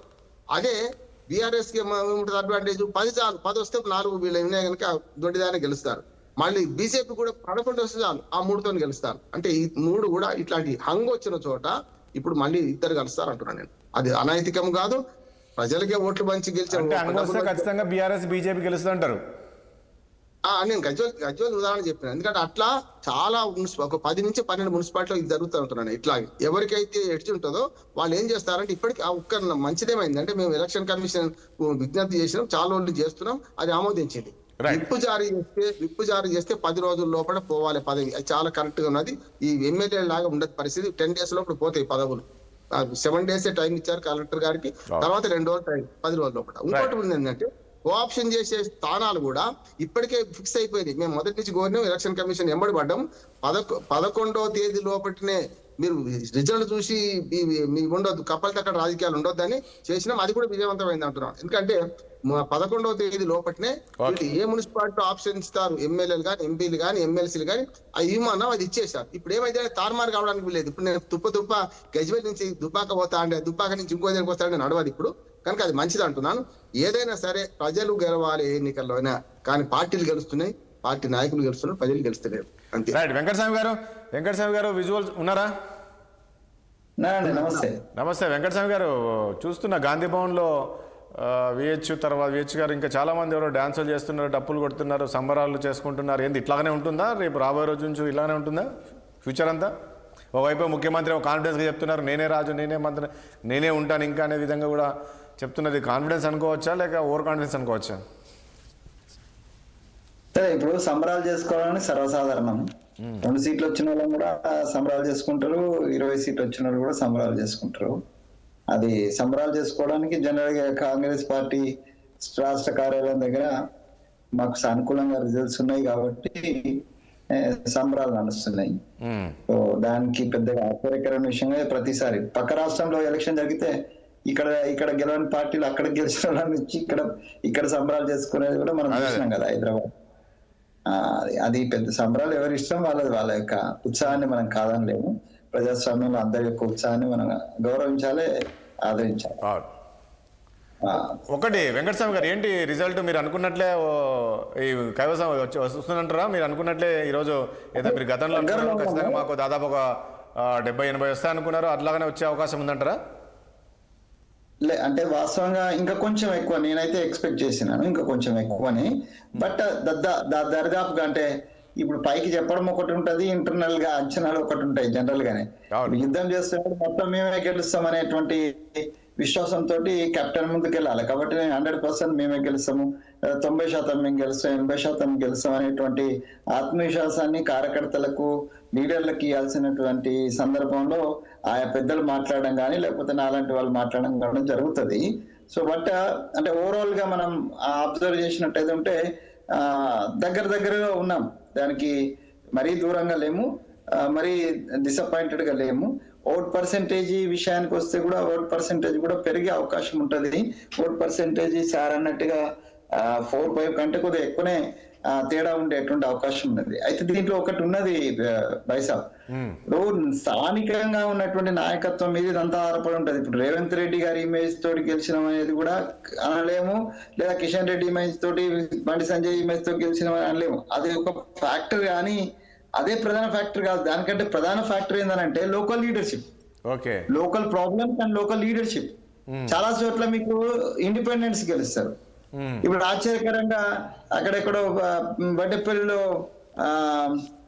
కవితకు సంబంధించిన వాళ్ళు గెలిచినారు అంటారు, అక్కడ వడ్డేపల్లి శ్రీని పేరుతోటి చాలా మంది గెలిచినారు అనేటువంటిది వస్తున్నది. అంటే ఇదంతా కూడా స్థానికమైనటువంటి సమస్యలు, స్థానికంగా ఉన్నటువంటి లీడర్స్ కూడా ఉంటుంది. కరెక్టే, స్థానిక లీడర్స్.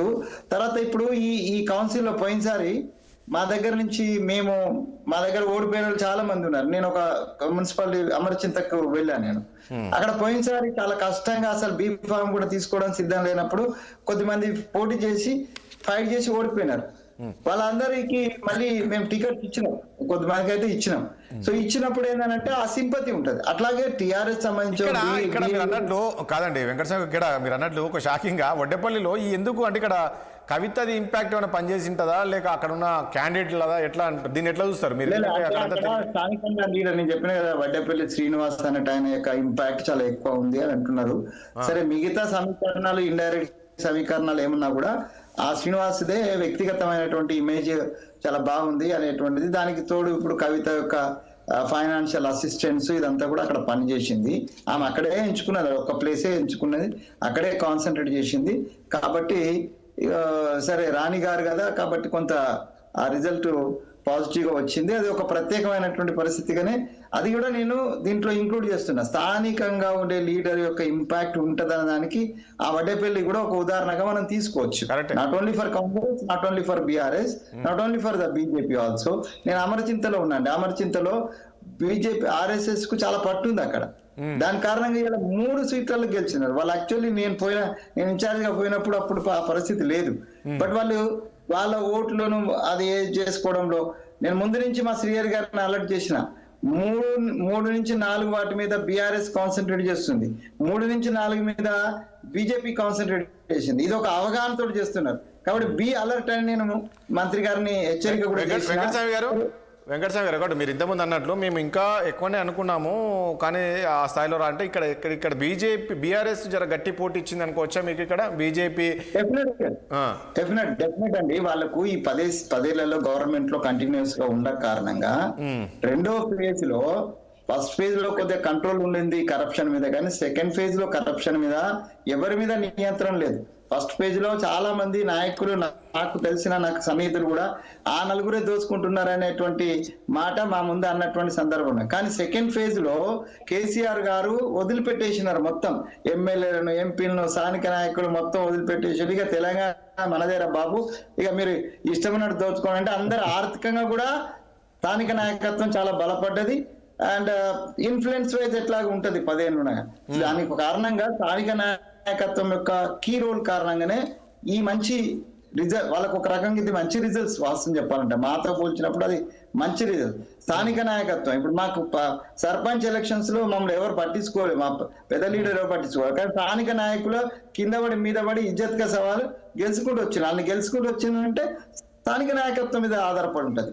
సో ఇది రెండు కూడా మున్సిపల్ కావచ్చు, ఇది కావచ్చు, స్థానిక నాయకత్వం. దీంట్లో ఇంకా గుర్తొచ్చేసరికి పార్టీ అటాచ్మెంట్ ఎక్కువ ఉంటది. బీఆర్ఎస్ ఇప్పుడు సర్పంచ్ ఎలక్షన్ లో గుర్తు లేదు కాబట్టి నాకు పరిచయం ఉన్న బీఆర్ఎస్ నాయకుడు అయ్యానంటే అరే అన్న కొత్త నాకున్న పరిచయంలో వేస్తాం అనుకోవచ్చు. కానీ ఇలా గుర్తొచ్చిన తర్వాత కమిట్మెంట్ ఉంటది. అది బీజేపీకి సంబంధించి ఓడినా పర్వాలేదు, మన ఓటు. ఒకటి వెంకటస్వామి గారు మీరు ఇంతకుముందు రాలే అక్కడ బీజేపీ కప్రప్రసాద్ గారు కొన్ని కామెంట్ చేస్తూ ఈ వీళ్ళు గెలిచారంటే వీళ్ళు ఒక ఆదరణతోటి గెలవలేదండి. వీళ్ళు భయపెట్టి ఏ రకంగా డబ్బులు పంచి చేశారో. చిన్న ఎగ్జాంపుల్, మక్తల్లో మా అభ్యర్థి చనిపోయాడు అంటే వాడు అభ్యర్థి చనిపోయారంటే వాళ్ళు ఏ రకంగా ఇరుకాటంలో పెట్టి ఇబ్బంది పెట్టారనేది ఇదే కదా నిదర్శనం అనేది ప్రసాద్ గారు అన్నారు ఇంతకుముందు. నేను ప్రసాద్ గారికి నేను సూటిగా సమాధానం, నేను మక్తలి ఇన్ఛార్జ్. ఎంత అసత్య ఆరోపణలు అంటే ఆ అభ్యర్థికి సంబంధించి ఎక్కడి నుంచి ఒత్తిడి కానీ లేకపోతే భయపెట్టుడు కానీ అవసరమే లేదు. ఇంకోటి ఏంటంటే అది ఎస్టీ రిజర్వ్ సీట్. అది నేను అక్కడ ఇన్ఛార్జ్ ఉన్నా కాబట్టి చెప్తున్నానండి. ఎస్టీ రిజర్వ్ సీట్, దాంట్లో సిఆర్ గారు మొత్తం పార్లమెంట్ ఇన్ఛార్జ్ గా ఉండడం తోటి ఆ లోకల్ లీడర్స్ తో ఒప్పచెప్పినారు. ఎక్కడ కూడా ఆయన ప్రత్యక్షంగా పెద్ద ఎవరిని ఇన్వాల్వ్ కాలేదు. ఇది అసత్య ఆరోపణ. దాన్ని వాళ్ళు బీజేపీకి ఉన్నటువంటి స్కిల్ ఏంటంటే అది ఇంత అంటే చిటికడు ఉంటే దాన్ని గంపడి చేసేటువంటి ఒక స్కిల్ వాళ్ళకు ఉంటది. దాన్ని మసిపూసి పారేడుకాయ చేసేసి అదో మేమే బెదిరిస్తే ఆయన ఒకవేళ బెదిరింపులకు నూనె ఆయన మీరు పేపర్లలో వచ్చింది, టీవీలలో వచ్చింది, గంట అంటే జస్ట్ ఆయన చనిపోవడానికి కొంచెం ముందు కూడా ఆ రోజు చికెన్ మటన్లు సంథింగ్ పంచి వచ్చిండు, బిర్యానీలు పంచి వచ్చిండు అని కూడా పేపర్లలో వచ్చింది. సరే ఒక నిమిషం వెంకటస్వామి గారు, ఒకసారి మా నల్గొండ ప్రతినిధి లైవ్ లో ఉన్నారు, ఒకసారి మాట్లాడించి మళ్ళీ మీ దగ్గరకు వస్తాను. ఎస్, ఒకసారి నల్గొండకు వెళ్దాం. నల్గొండ ఉమ్మడి జిల్లా, నాకు తెలిసి ఇద్దరు మంత్రులు అక్కడ, కోమటిరెడ్డి వెంకటరెడ్డితో పాటు ఉత్తమ్ కుమార్ రెడ్డి ప్రాతినిధ్యం వహిస్తున్నారు. వాళ్ళు కూడా చాలా ప్రిస్టేజ్గా తీసుకున్నారు. ఎట్లా ఉంది నరేష్, అక్కడ మున్సిపాలిటీలో ఏ పార్టీ కైవసం చేసుకుంది? బీఆర్ఎస్ లేదంటే బీజేపీ, లేదు అంటే కాంగ్రెస్? ఎట్లా ఉంది అక్కడ? ఉమ్మడి నల్గొండ జిల్లా వ్యాప్తంగా మాత్రం కాంగ్రెస్ హవా కొనసాగుతుంది. ఇప్పటి వరకు మాత్రం మనకు నల్గొండ జిల్లాకు సంబంధించి మాత్రం కేరళ దేవరకొండ సంబంధించి మాత్రం ఇప్పటికే కాంగ్రెస్ అయితే కైవసం చేస్తుంది. అలాగే చూసుకోవచ్చు మిగతా చోట్ల కూడా, అంటే ఒక సూర్యాపేట జిల్లాకు సంబంధించి మాత్రం తిరుమలగిరిలో మాత్రం బీఆర్ఎస్ మాత్రం చైర్మన్ అనేది కైవసం అయితే చేసుకుంది. అక్కడ 15 వార్డులకు సంబంధించి మాత్రం 10 వార్డులో బీఆర్ఎస్ విజయం సాధించి 5 వార్డులో మాత్రం కాంగ్రెస్ మాత్రం విజయం సాధించింది. సూర్యాపేట జిల్లాలోని తిరుమలగిరి మినహా మొత్తం 17 మున్సిపాలిటీలు, కార్పొరేషన్ లో భాగంగా మాత్రం ఒక మున్సిపాలిటీ మాత్రం బీఆర్ఎస్ అయితే కలెక్షన్ చేసుకుంది. మిగతా 16 చోట్ల మాత్రం మొత్తం కాంగ్రెస్ దే ఆవాహన కొనసాగుతుంది. అయితే నల్గొండ కార్పొరేషన్ సంబంధించి కూడా మొత్తం 48 వార్డులు ఉన్నాయి. ఈ 48 వార్డులకు కూడా మొత్తంగా 35 వార్డులలో కాంగ్రెస్ ఆధిపత్యం అయితే కొనసాగిస్తున్న పరిస్థితి ఉంది. అయితే ఉమ్మడి నల్గొండ జిల్లాగా వ్యాప్తంగా మాత్రం 2 సీనియర్ మంత్రులు ఉన్నారు. అలాగే జానారెడ్డి. మొత్తంగా 12 నియోజకవర్గాల్లో 11 నియోజకవర్గాల్లో కాంగ్రెస్ ఎమ్మెల్యేలు ఉన్నారు. దీనికి సంబంధించి మాత్రం మొత్తంగా ఉమ్మడి నల్గొండ జిల్లా వ్యాప్తంగా మాత్రం కాంగ్రెస్ సభ అయితే కొనసాగుతున్న పరిస్థితి అయితే ఉంది మనకి. అంటే నరేష్, ఇప్పుడు మీరు చెప్తున్నట్లు ఇక్కడ ఈ మంత్రులు కావచ్చు, ముఖ్యమంత్రి, అదేవిధంగా సీనియర్ నాయకులు జానారెడ్డి, వీళ్ళందరూ అక్కడ సీనియర్ నాయకులు. సో వీళ్ళ ప్రభావం, వీళ్ళ మార్కు అక్కడ స్పష్టంగా కనబడింది అనుకోవచ్చు, అంతేనా? ఖచ్చితంగా ఈ సీనియర్ మంత్రులు అలాగే 12 నియోజకవర్గాల్లో 11 నియోజకవర్గాలు మాత్రం ఉమ్మడి నల్గొండ జిల్లాలో కాంగ్రెస్ ఎమ్మెల్యేలు ఉన్నారు. మొత్తంగా మాత్రం ఉమ్మడి నల్గొండ జిల్లాలో మాత్రం మొత్తం కాంగ్రెస్ హవా అయితే కొనసాగుతున్న పరిస్థితి అయితే కనపడుతుంది మనకి. Right, thank you Naresh. ఒకసారి మహబూబ్నగర్ జిల్లాకు వెళ్దాం. మహబూబ్నగర్ జిల్లాకు సంబంధించి మా ప్రతినిధి రహీం ఉన్నారు. రహీం అడిగి మరిన్ని వివరాలు తెలుసుకుందాం. రహీం, ఎలా ఉంది అక్కడ? నాకు తెలిసి అక్కడ ఒక దగ్గర రెండు ప్లేసులో అంగు ఏర్పడింది అనేది కూడా తెలుస్తుంది. ముఖ్యంగా వడ్డేపల్లిలోని బీఆర్ఏ మన కవిత ఏదైతే ఉందో ఫార్వర్డ్ నుంచి ఏఐఎఫ్బి నుంచి పోటీ చేసిన దాని నుంచి అక్కడ బీజేపీ లేదు, బీఆర్ఎస్ లేదు, కాంగ్రెస్ లేదు, కేవలము ఈ ఫార్వర్డ్ క్లాస్ ఈ అభ్యర్థి గెలిచారనేది తెలుస్తుంది కవిత తరపున. ఏంది, ఎట్లా అనిపిస్తుంది? ఎందుకు అట్లా గెలవాల్సి వచ్చింది అక్కడ? ఎందుకు ఈ 3 పార్టీలం కాదని చెప్పేసి ఆ వడ్డేపల్లిలో? ఉమ్మడి మహబూబ్నగర్ జిల్లాలోని ఏదైతే జోగులాంబ గద్వాల జిల్లాకి సంబంధించి జోగులాంబ గద్వాల జిల్లా వడ్డేపల్లి శ్రీనివాస్ నేతృత్వంలో ఏదైతే 8 సీట్లు ఫార్వర్డ్ బ్లాక్ కైవసం చేసుకున్నాయని చెప్పవచ్చు రాజేష్ గారు. అదే విధంగా కాంగ్రెస్ 1, బీఆర్ఎస్ 1. అయితే ముఖ్యంగా చూసినట్లయితే ఏదైతే శ్రీనివాస్ అనే నేతృత్వంలో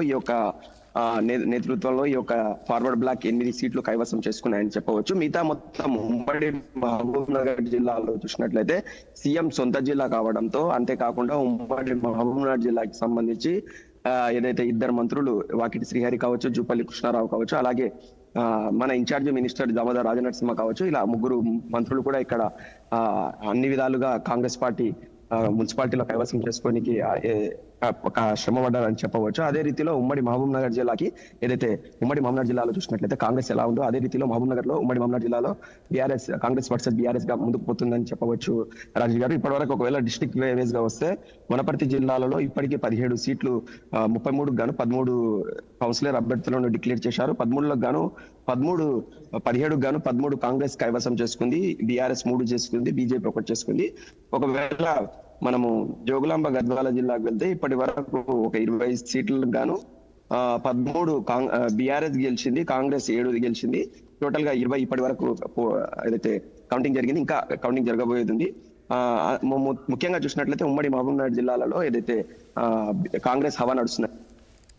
రైట్. అంటే రహీం, బీజేపీ నేను ఇంతకుముందు అన్నట్లు అక్కడ బీజేపీ కూడా ముందే ముఖ్యంగా ఎంపీగా డీకేఆర్ కూడా ఉన్నారు. అక్కడ బీజేపీ ప్రభావం ఎట్లా ఉంది? ముఖ్యంగా చూసినట్లయితే ఏదైతే ఉమ్మడి మహబూబ్ నగర్ జిల్లాలో ఏదైతే నారాయణపేట జిల్లా కావచ్చు, అలాగే మొత్తం నారాయణపేట జిల్లాలో బీజేపీ హవా సాగుతుందని చెప్పవచ్చు. డీకేఆర్ ఏదైతే కర్ణాటక బార్డర్ కావడంతో మహబూబ్ నగర్ జాతీయ ఉపన్యాసాలు ఉన్న మహబూబ్ నగర్ ఎంపీగా ఉన్న డీకేఆర్ ఏదైతే నారాయణపేట జిల్లాలో దాదాపు ఇప్పటికే 4-5 సీట్లు బీజేపీ అభ్యర్థులు కైవసం చేస్తున్నారని చెప్పవచ్చు. Right. Thank you Rahim. Right. Yes, చూసాం కదా. మొత్తానికి ఇప్పటి వరకు మనము జిల్లా ప్రతినిధులతో మాట్లాడితే కాంగ్రెస్ పార్టీ కైవసం చేసుకుంది. కాంగ్రెస్ అనుకున్న విధంగానే ప్రజలంతా కూడా కాంగ్రెస్కు పట్టం కట్టారు. వెంకటస్వామి గారు వెంకటస్వామి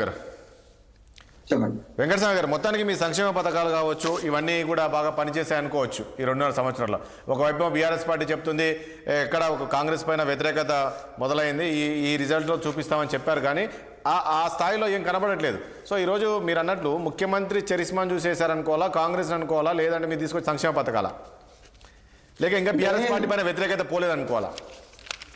అంటే ఇవన్నీ అంటే కలగలిపిగానే ఉంటాయి. నేను ప్రధాన అంశం నేను చెప్పాను, స్థానికమైనటువంటి పరిస్థితులు, స్థానికంగా మనకు ప్రస్తుతం జరుగుతున్నటువంటి అభివృద్ధి, భవిష్యత్తులో జరిగేటువంటి అభివృద్ధిని దృష్టిలో పెట్టుకుంటే స్థానికంగా ఉన్నటువంటి వాళ్ళు.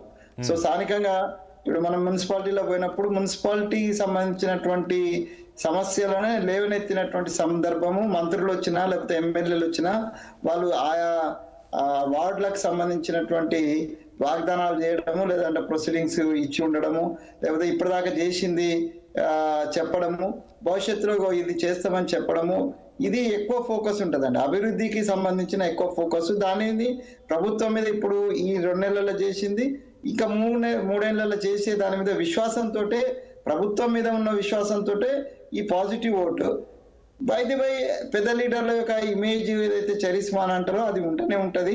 సో ధీటైనటువంటి నాయకుడిగా ఇవాళ బీఆర్ఎస్ యొక్క కుప్పిగంతులకు ధీటైనటువంటి సవాల్ ఇయ్యగలిగేటువంటి నాయకుడిగా రేవంత్ రెడ్డి గారికి పేరుంది. సో ఆ రకమైనటువంటి సరే కొన్ని విమర్శలు భాష గీష దానికి సంబంధించి ఉన్నా, అది కొంత నెగిటివ్ ఉన్నా, ఓవరాల్ గా అంటే డి అని ఎదుర్కొని నిలబడి కేసీఆర్ ను గద్దె దించడంలో కీలక భూమిక పోషించుండు అనేటువంటి ఒక క్రేజ్ డెఫినెట్ గా ఉంటది. అది ఇంకా మహబూబ్నగర్ జిల్లా లాంటి జిల్లాలో ఇంకా ఎక్కువ ఉంటాయి, ఎందుకంటే ఆయన సొంత జిల్లా కాబట్టి. సో ఓవరాల్ గా ఏంటంటే స్థానికంగా ఉన్నటువంటి ఎమ్మెల్యేలు, స్థానిక నాయకులు, గ్రామంలో ఉన్నటువంటి ఆశావాలు, దాంతోపాటు రాష్ట్రంలో మనం తీసుకుంటున్నటువంటి ఏదైతే ఓవరాల్ సంక్షేమ కార్యక్రమాలు ఇవి ఉంటాయి. వీటన్నిటికంటే స్థానికమైనటువంటి సమస్య మాకు ఎవరితో తీరుతుంది, ప్రభుత్వం ఉంది కాబట్టి ప్రభుత్వంతో తీరుతుంది అనేటువంటి విశ్వాసాన్ని తీరుస్తుంది, ఇంకా తీర్చబోతుంది అనేటువంటి విశ్వాసాన్ని ఇలా ప్రజలు వ్యక్తం చేస్తుంటున్నారు. ఇంకా నేను పదే నేను చెప్తున్న మాట, స్థానిక నాయకత్వం యొక్క పటుత్వం, ఆ పటుత్వం 10 ఏళ్ళు అధికారంలో ఉన్నటువంటి స్థానికంగా ఉన్న నాయకత్వము బీఆర్ఎస్ లో కూడా ఉంది కదా, కాబట్టి దానికి కూడా ఒక పట్టు ఉంటుంది, వాళ్ళకు కూడా ఒక పట్టు ఉంటుంది, వాళ్ళని డిగ్రేడ్ చేయడానికి లేదు. సో వాళ్ళ పట్టు, వాళ్ళ యొక్క ఆర్థికమైనటువంటి వెన్నుదన్ను, వాళ్ళు ఇవాళ దాకా ప్రజలతో 10 ఏళ్లలో వాళ్ళు పనిచేసినటువంటిది కావచ్చు, లేకపోతే రకరకాలైనటువంటి అంశాలు వాళ్ళకు కూడా పట్టు ఉంటుంది. కాబట్టి ఈ మాత్రం కొంత కొన్ని వార్డులు గెలవడము, కొన్ని మున్సిపాలిటీల్లో దగ్గర దాకా రావడం అనేటువంటిది ఈ మాత్రం జరుగుతుంది. కానీ ఓవరాల్ గా కాంగ్రెస్ పార్టీని ప్రజలు ఆదరించిండు అనడానికి పెద్ద ఆశ్చర్యపోవాల్సిన అక్కర్లేదు. ఆదరిస్తారు. వచ్చే ఎలక్షన్స్ కు ఏదైనా ఇప్పుడు ఈ సందర్భంగా లోపాలు జరిగినా, లేకపోతే ప్రజల నుంచి మాకు వచ్చేటువంటి వినతులు కావచ్చు, ప్రతిపక్షం నుంచి వచ్చేటువంటి విమర్శలు కావచ్చు, దాన్నిటిని కూడా మేము బేరీజ్ వేసుకొని డెఫినెట్ గా ఒక సమగ్ర సమీక్ష చేసుకొని ముందుకు వెళ్తాం. డెఫినెట్ గా ప్రజలకు ఇచ్చిన వాగ్దానాలన్నింటినీ పూర్తి చేసి ప్రజలను మాకు ఇచ్చినటువంటి అవకాశాన్ని మేము సంపూర్ణంగా వినియోగించుకొని ప్రజలకు న్యాయం చేసి పార్టీ కష్టపడ్డది, పనిచేసింది, ప్రభుత్వం పనిచేసింది అనేటువంటి అంశాన్ని ప్రజల నుంచి ఆ స్పందనను, ఆ యొక్క ఆశీర్వాదాలను తీసుకునే ప్రయత్నమే చేస్తాం సార్. రైట్. ఒక్కసారి ప్రసాద్ గారి దగ్గరికి వెళ్ళే ముందు ఇంకో క్వశ్చన్ అడతాం, మిమ్మల్ని సమయం లేదు. ప్రసాద్ గారు ఒక నిమిషం. ఒకటి వెంకటస్వామి గారు, ఇప్పుడు మీరు గెలిచినప్పటి నుంచి చూస్తున్నాం, ప్రతి ఎన్నిక కూడా మీరు గెలుస్తూ వస్తున్నారు. మన ఈ లేటెస్ట్ ఇది కూడా అంటే గ్రామ పంచాయతీ కావచ్చు. రేపు జిహెచ్ఎంసీ ఎన్నికలు రాబోతున్నాయి. జిహెచ్ఎంసీ ఎన్నికల్లో ఇప్పటికే మీరు 3 పార్ట్లుగా చేశారనేది ఈరోజు ఆరోపణలు. రేపు జిహెచ్ఎంసీ ఎన్నిక అనేది చాలా ప్రతిష్టాత్మకంగా తీసుకోవాల్సింది. మనం చూసాం, మొన్నటి వరకు చూస్తే బీజేపీ అండ్ బీఆర్ఎస్ 50-50 ఉంది. రేపు ఇది కూడా రాబోతుంది. ఎట్లా దీన్ని ఎదుర్కోబోతారు ఈ ఎన్నికల్ని? పోయినసారి జిహెచ్ఎంసీ ఎలక్షన్ సమయానికి 2 అంశాలు ఒకటి వచ్చింది. ఒకటేమో బీఆర్ఎస్ అధికారంలో ఉండడము, ఎంఐఎం పార్టీ తనతోటి కలిసి ఉండడము, అది ఒక అంశం. అయితే ఇంకొక పార్టీ ఏంటంటే ఎంఐఎం ను బూచిగా చూపెట్టి మతము పేరుతోటో లేకపోతే ఇంకా దాని పేరుతోటో బీజేపీ సెంట్రల్ లో ఉన్నటువంటి గవర్నమెంట్ ను చూసుకొని, అంటే 2 కూడా, ఒకటేమో స్టేట్ గవర్నమెంట్, ఒకటి సెంట్రల్ గవర్నమెంట్. ఇప్పుడు అదే సెంట్రల్ గవర్నమెంట్ ఉన్నది, అదే ఎంపీగా ఉన్నారు, అదే మినిస్టర్ ఉన్నటువంటి కిషన్ రెడ్డి గారు ఇక్కడ ఉన్నారు. కాబట్టి ఆ పోయినసారి ఉన్నటువంటి బలంతో వాళ్ళు ఇంకా ముందుకు వచ్చేటువంటి అవకాశం ఉన్నది, వాళ్ళు గట్టి ఫైట్ ఇచ్చే అవకాశం ఉన్నది. అయితే బీఆర్ఎస్ అధికారంలో లేకుండా వెళ్ళిపోయింది. బట్ వాళ్ళు కూడా ఎమ్మెల్యేల వారితో వాళ్ళే గెలిచినారు హైదరాబాద్ నగరంలో. ఒకరిద్దరు ఏదో డీవియేషన్ ఏదో దానం నాగేందర్ కి సంబంధించి ఉన్న ఓవరాల్ గా ఇప్పటికి కూడా బీఆర్ఎస్ ఎమ్మెల్యేలు ఉన్నారు జిహెచ్ఎంసీకి పరిధిలో జిఎస్ఎం. కాబట్టి చాలా గట్టి పోటీ ఉంటది, అంత ఈజీ కాదు, కాంగ్రెస్ కి ఏమి ఈజీ కాదు. అయితే కాంగ్రెస్ క్యాడర్ కూడా సంపూర్ణంగా తయారీ, అప్పుడున్నంత నిర్లిప్తగా ఇవ్వలేదు. గవర్నమెంట్ వచ్చింది, గవర్నమెంట్ నుంచి కూడా మేము ఈ 2 ఎమ్మెల్యేలు మళ్ళీ మేము గెలుచుకోవడం అంటూ జరిగింది, ఒక ఎమ్మెల్సీకి ఇవ్వడం జరిగింది. ఇట్లా మేము మా శక్తియుక్తులన్నీ ఉపయోగించేటువంటి అవకాశం ఉంటుంది. ప్రజలు కూడా ఏంటంటే మళ్ళీ 3 ఏళ్ళు గవర్నమెంట్ ఉంటుంది కాబట్టి గవర్నమెంట్ ఫండ్స్ కొత్తగా 2-3 కార్పొరేషన్ చేసినటువంటిది కూడా ఒక వాటి యొక్క సమగ్ర అభివృద్ధికి మరి గవర్నమెంట్ కి సానుకూలంగా ఉండకపోతే బాగుండదు అనేటువంటి, అంటే ప్రజల యొక్క ఆలోచన విధానం చెప్తున్నాను నేను. ప్రజలలో ఎట్లా ఉంటది, సో పాజిటివిటీకి మొత్తానికి కాదు వెంకటసాగర్ గారు, మొత్తానికి మీకు ఒక కాన్ఫిడెన్స్ వచ్చింది, ఎందుకంటే ఏ ఎన్నికలకి వెళ్ళినా ఖచ్చితంగా గెలుస్తాం అనేది. ఎస్, ఈ ఎలక్షన్ కూడా గెలుస్తా, కానీ అంత ఈజీగా అంటే ఏదో ఉట్టిగా కళ్ళు మూసుకుంటే గెలవం, మేము కష్టపడాలి. డెఫినెట్ గా టఫ్ ఫైట్ ఉంటుంది. నేను I'm not degrading the BRS and BJP, శక్తిని తక్కువ చేస్తాను. బట్ మేము గెలుస్తాము అనేటువంటి విశ్వాసాన్ని నేను, ఎందుకంటే మాకు కూడా శ్రేణులు ఉన్నాయి. స్వయంగా ముఖ్యమంత్రి గారు కూడా లోకల్ గా ఆయన కాన్సన్ట్రేట్ చేయగలడు. ఆయన ఒకసారి ఎంపీగా ఉన్నాడు, దానికి సంబంధించి మన మల్కాజ్గిరికి సంబంధించి. తర్వాత మంచి లీడర్స్ ఎవరైతే అంజన్ కుమార్ యాదవ్ గారు కావచ్చు, లేకపోతే మధు యాష్కి గౌడ్ కావచ్చు, సో ఇన్ఛార్జ్ గా పొన్నం ప్రభాకర్ కావచ్చు, చాలా మంచి టీమ్ ఆఫ్ పీపుల్ హైదరాబాద్ సిటీలో, హనుమంతరావు గారు లాంటి పెద్దలు కావచ్చు, మేమంతా నాలాంటి వాళ్ళం కూడా హైదరాబాద్ లో ఉన్నాం. డెఫినెట్ గా మేము వి విల్ 3 మేము గెలిచి, ఇప్పుడు మల్లెడ్డి రంగారెడ్డి గారు కూడా దీంట్లో చాలా భాగస్వామి అవుతారు. కాబట్టి 3 కార్పొరేషన్స్ మేము గెలుస్తాము 100% అనే విశ్వాసం నాకు ఉంది. ఆ దిశగా మేము అడుగులు వేస్తున్నాం. మేము వ్యూహరచన చేసుకుంటే డెఫినెట్ గా గెలుస్తాం. రైట్. ప్రసాద్ గారు, నేను ఇంతకుముందు అన్నట్లు జిహెచ్ఎంసీ విషయానికి వస్తే నెక్స్ట్ నాకు తెలిసి ఇంకా అయిపోయింది. ఇక ముఖ్యమంత్రి గారు ఇక చాలా స్పీడ్గానే ఉన్నారు. 1 by 1 మొన్నటి మున్సిపల్ ఎన్నికల తర్వాత దీనికి కూడా మళ్ళీ సమయం ఇవ్వలే. ఇక జిహెచ్ఎంసీ రాబోతుంది. మీరేమో మనం చూసాం హైదరాబాద్లో ఆ సమయంలో జిహెచ్ఎంసీ ఎన్నికలు జరిగినప్పుడు మీ అధ్యక్షులు బండి సంజయ్ ఉన్నారు అనుకుంటా. సో చాలా దూకుడుగా ఉండే పార్టీ, ఆ టైంలో గెలిచారు, 50% గెలిచారు మీరు. ఎట్లా ఉంటుంది ఈసారి ఏమో రాజకీయ పరిణామాలు చాలా చేంజ్ అయిపోయినాయి, ఎట్లా ముందుకెళ్ళబోతున్నారు ఏంటి రాబోయే రోజుల్లో, దీనికి సంబంధించి విశ్లేషించుకుంటారా? 48 సీట్స్ గెలిచారు వాళ్ళు. అవునవును. అంటే రాజేష్ గారు, అప్పుడు బీఆర్ఎస్ అధికారంలో ఉంది, ఇప్పుడు కాంగ్రెస్ అధికారంలో ఉంది. పెద్ద తేడా ఏం లేదు బీఆర్ఎస్ కు కాంగ్రెస్ కు. కాబట్టి రాబోయేటువంటి ఎన్నికలలో, కార్పొరేషన్ ఎన్నికల్లో భారతీయ జనతా పార్టీ చాలా మంచి ప్రభావాన్ని చూపే అవకాశం ఉంటుంది. ఇప్పటికి కూడా మీరు మున్సిపల్ పట్టణ ప్రాంతాల ఓటర్లను చూసుకున్నా భారతీయ జనతా పార్టీ గతంలో ప్రాతినిధ్యం లేనటువంటి అనేక ప్రాంతాల్లో ఇప్పుడు ప్రాతినిధ్యం లభించింది భారతీయ జనతా పార్టీకి. ఖమ్మం జిల్లాలో కూడా బీజేపీ బోని కొట్టింది. ఖమ్మం జిల్లాలో కూడా కొన్ని కౌన్సిలర్లను గెలుచుకోవడం జరిగింది. అంటే ఖమ్మంలో గెలుచుకున్నాం, నల్లగొండలో గెలుచుకున్నాం. అంటే మొత్తం రాష్ట్రంలో ఉన్న 10 ఉమ్మడి జిల్లాలను తీసుకుంటే 10 ఉమ్మడి జిల్లాల్లో కూడా భారతీయ జనతా పార్టీకి సంబంధించిన కౌన్సిలర్లు గెలిచి ఉన్నారు. అంటే బీజేపీ విస్తృతి పెరిగింది. బీజేపీ గతంలో కొంత ప్రాంతానికి పరిమితమైన పార్టీగా ఉండేటువంటి పేరు ఇప్పుడు లేకుండా పోయింది. బీజేపీ విస్తృతి విపరీతంగా పెరిగింది. గత ప్రపంచ ఎన్నికల్లో చూసుకుంటే ఇప్పుడు మా కౌన్సిల్ ఎన్నికల్లో చూసుకుంటే బీజేపీకి గట్టి స్థానాలే వచ్చినాయి. ఖచ్చితంగా రాబోయేటువంటి రోజుల్లో కూడా హైదరాబాద్ లో భారతీయ జనతా పార్టీ 3 కార్పొరేషన్లలో ఈ కాంగ్రెస్ పార్టీ ఎంఐఎం తోని కొంత కుమ్మక్కై ఒక కార్పొరేషన్ పూర్తిగా ఎంఐఎం పరిధిలోకి నెట్టేసేటువంటి ప్రయత్నం చేసింది. పూర్తిగా మొత్తంగా ఆ ఓటర్ల విభజన తర్వాత డివిజన్ల వారి కూడా అనేక రకాలైనటువంటి పాల్పడ్డారు. ఓల్డ్ మున్సిపాలిటీ ఓల్డ్ కార్పొరేషన్ ఉన్నది 150కి ఓల్డ్ కార్పొరేషన్ ఉంది. ఇప్పుడు మేము కొత్తగా కార్పొరేషన్ వార్డుల విభజనలో ఓల్డ్ సిటీలో 15,000 ఒక డివిజన్ చేస్తే మన ఇప్పుడు బోడుపల్లి లాంటి ప్రాంతానికి వచ్చేసరికి 80,000-85,000 ఒక డివిజన్ చేసింది. అంటే డివిజన్ల ఏర్పాట్లు కూడా చాలా గందరగోళం జరిగింది. హైదరాబాద్ అయినప్పటి నుంచి ఇదే పరిస్థితి.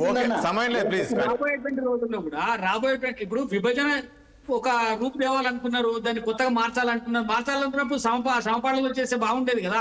ఒక దగ్గర కార్పొరేట్ మన డివిజన్లు కలిపి ఒక డివిజన్ అంతా చేసి ఒక దగ్గరనేమో 8,000, 15,000, 20,000 ఒక డివిజన్ చేస్తే ఇది కరెక్ట్ కాదు. గతంలో తప్పు జరిగింది. నేను అదే అన్నాను. ఇప్పుడు మీరు కాదు ప్రసాద్ గారు, జనసాంద్రతను బట్టి అయింది అన్న. జనసాంద్రతను బట్టి ఓటర్ని తీసుకోండి, జనాభా తీసుకోండి.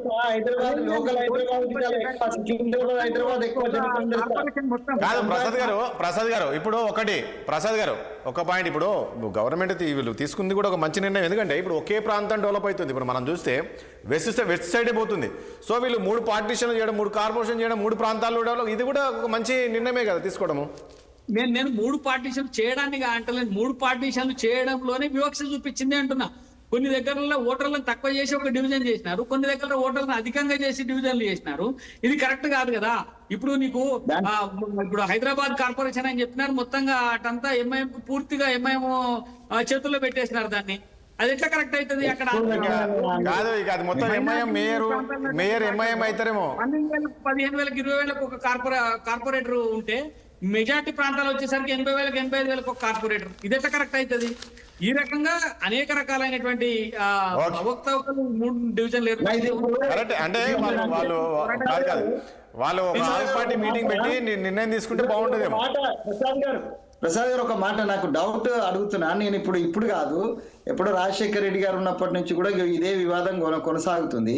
ఒక దగ్గర 80,000 నుంచి ఒక పక్కన దానికి 20,000కి పెట్టడం అనేది ఇది రాజ్యాంగబద్ధంగా ఇది నైతికంగా అయితే కాదు. వెంకటస్వామి గారు ఇక్కడ కాదు. వెంకటస్వామి గారు ప్లీజ్, సమయం లేదు. ఒక చిన్న నేనేమంటున్నా వెంకటస్వామి గారు, ఇప్పుడు మీరు తీసుకున్న నిర్ణయం కూడా ఇప్పుడు ఈరోజు హైదరాబాద్ ఓల్డ్ సిటీకి వేస్తే ఫ్యూచర్గా మొత్తం ఆయన జీవితాంతం చాలా మేయర్ ఎంఐఎంకే దక్కే అవకాశం ఉంటుంది. సో ఇది ఒక అఖిలపక్ష మీటింగ్ పెట్టి ఎట్లా నిర్ణయం తీసుకుంటే బాగుండేది అంటే బాగుండేది. ఇప్పుడు ప్రసాద్ గారు అన్నదంటే ఒక పాయింట్ ఉంది. బ్రదర్ మీరు ఒకటి గమనించాలి. ఇప్పుడు సికింద్రాబాద్ కి సంబంధించినటువంటి లేకపోతే న్యూ సిటీకి సంబంధించి ఓల్డ్ సిటీ కంటే గతంలోనూ ఓల్డ్ సిటీ కంటే న్యూ సిటీలో నెంబర్ ఆఫ్ డివిజన్స్ ఎక్కువనే, ఇప్పుడు కూడా ఎక్కువనే. అప్పుడు కూడా 42 ఐ థింక్ 42, 48 ఉన్నాయి. ఇప్పుడు కూడా గంటే ఉన్నాయి. వాళ్ళకి పెరగదు. నేనేమంటున్నా అంటే ప్రసాద్ గారిని నేను నా వ్యక్తిగతమైనటువంటి ఒక డౌట్ అడుగుతున్నా. ప్రసాద్ అన్న, నువ్వు జర్నలిజం లో ఉన్నావు, నీకు నాలెడ్జ్ ఉంది. ఇప్పుడు ఈ డివిజన్స్ సమమైనటువంటి ఓటర్స్ ఉండాలా, ఏదో 5%, 10% ఉండాలా అనేటువంటి నియమాన్ని ఎలక్షన్ కమిషన్ పాటించాల్సిన అవసరం లేదా? దానికి ఏమైనా విరుగుడు లేదా? ఇప్పుడు ఎందుకంటే గతంలో కూడా ఇదే వివాదం ఉంది, ఇప్పుడు కూడా వివాదం ఉందన్న. పార్టీలు మారినప్పటికీ మీరు మంచి పాయింట్. అంటే దీన్ని రాజకీయాలకు అతీతంగా దీనిపైన ఆలోచించాలి. తీసుకోండి, మల్కాజ్గిరి పార్లమెంట్ తీసుకోండి, ఎంత పెద్ద ఉంటుంది దేశంలోనే. మళ్ళీ ప్రసాద్ గారు ప్రసాద్ గారు నేను ఏమంటున్నా దీని గురించి మళ్ళీ మనం ఒకరోజు డిస్కషన్ పెట్టి చర్చిద్దాం, ఎందుకంటే దీని గురించి ఖచ్చితంగా డిస్కస్ చేయాల్సి ఉంటుంది. రైట్, థ్యాంక్ యూ అండి ప్రసాద్ గారు, ప్లీజ్ థ్యాంక్ యూ. అదేవిధంగా వెంకటస్వామి గారికి, ఇక రమలి గారికి, బండారు రామ్మోహన్ రావు గారికి, చర్చలో పాల్గొన్నందుకు మీ అందరికీ ధన్యవాదాలు. చూస్తున్నాం కదా మొత్తానికి మున్సిపల్ ఎన్నికల కౌంటింగ్ అయితే కొనసాగుతుంది. సో మొత్తానికి మనం ఇప్పటివరకు చూసినట్టయితే కాంగ్రెస్ హవా అయితే కొనసాగుతుంది. ఒకవైపు బీఆర్ఎస్ గట్టి పోటీస్తున్నప్పుడు కూడా కాంగ్రెస్ దాటుకుంటూ వెళుతూ ఉంది. ఖచ్చితంగా వాళ్ళు ఏదైతే అనుకుంటున్నారో 70 నుంచి 80 అనుకుంటున్నారో ఆ స్థాయిలో కాంగ్రెస్ కైవసం చేసుకునే అవకాశం అయితే కనబడుతుంది. సో ఇంకా కౌంటింగ్ కొనసాగుతుంది. ఇంకా మరో 2-3 గంటల్లో పూర్తిగా డిక్లేర్ అయ్యే అవకాశం కనబడుతుంది. మినిట్ టు మినిట్ మార్నింగ్ నుంచి అయితే 60 ఎప్పటికప్పుడు ప్రతి జిల్లా నుంచి కూడా మీకు ఈ ఒక కౌంటింగ్ సంబంధించి అందిస్తూ ఉంటుంది.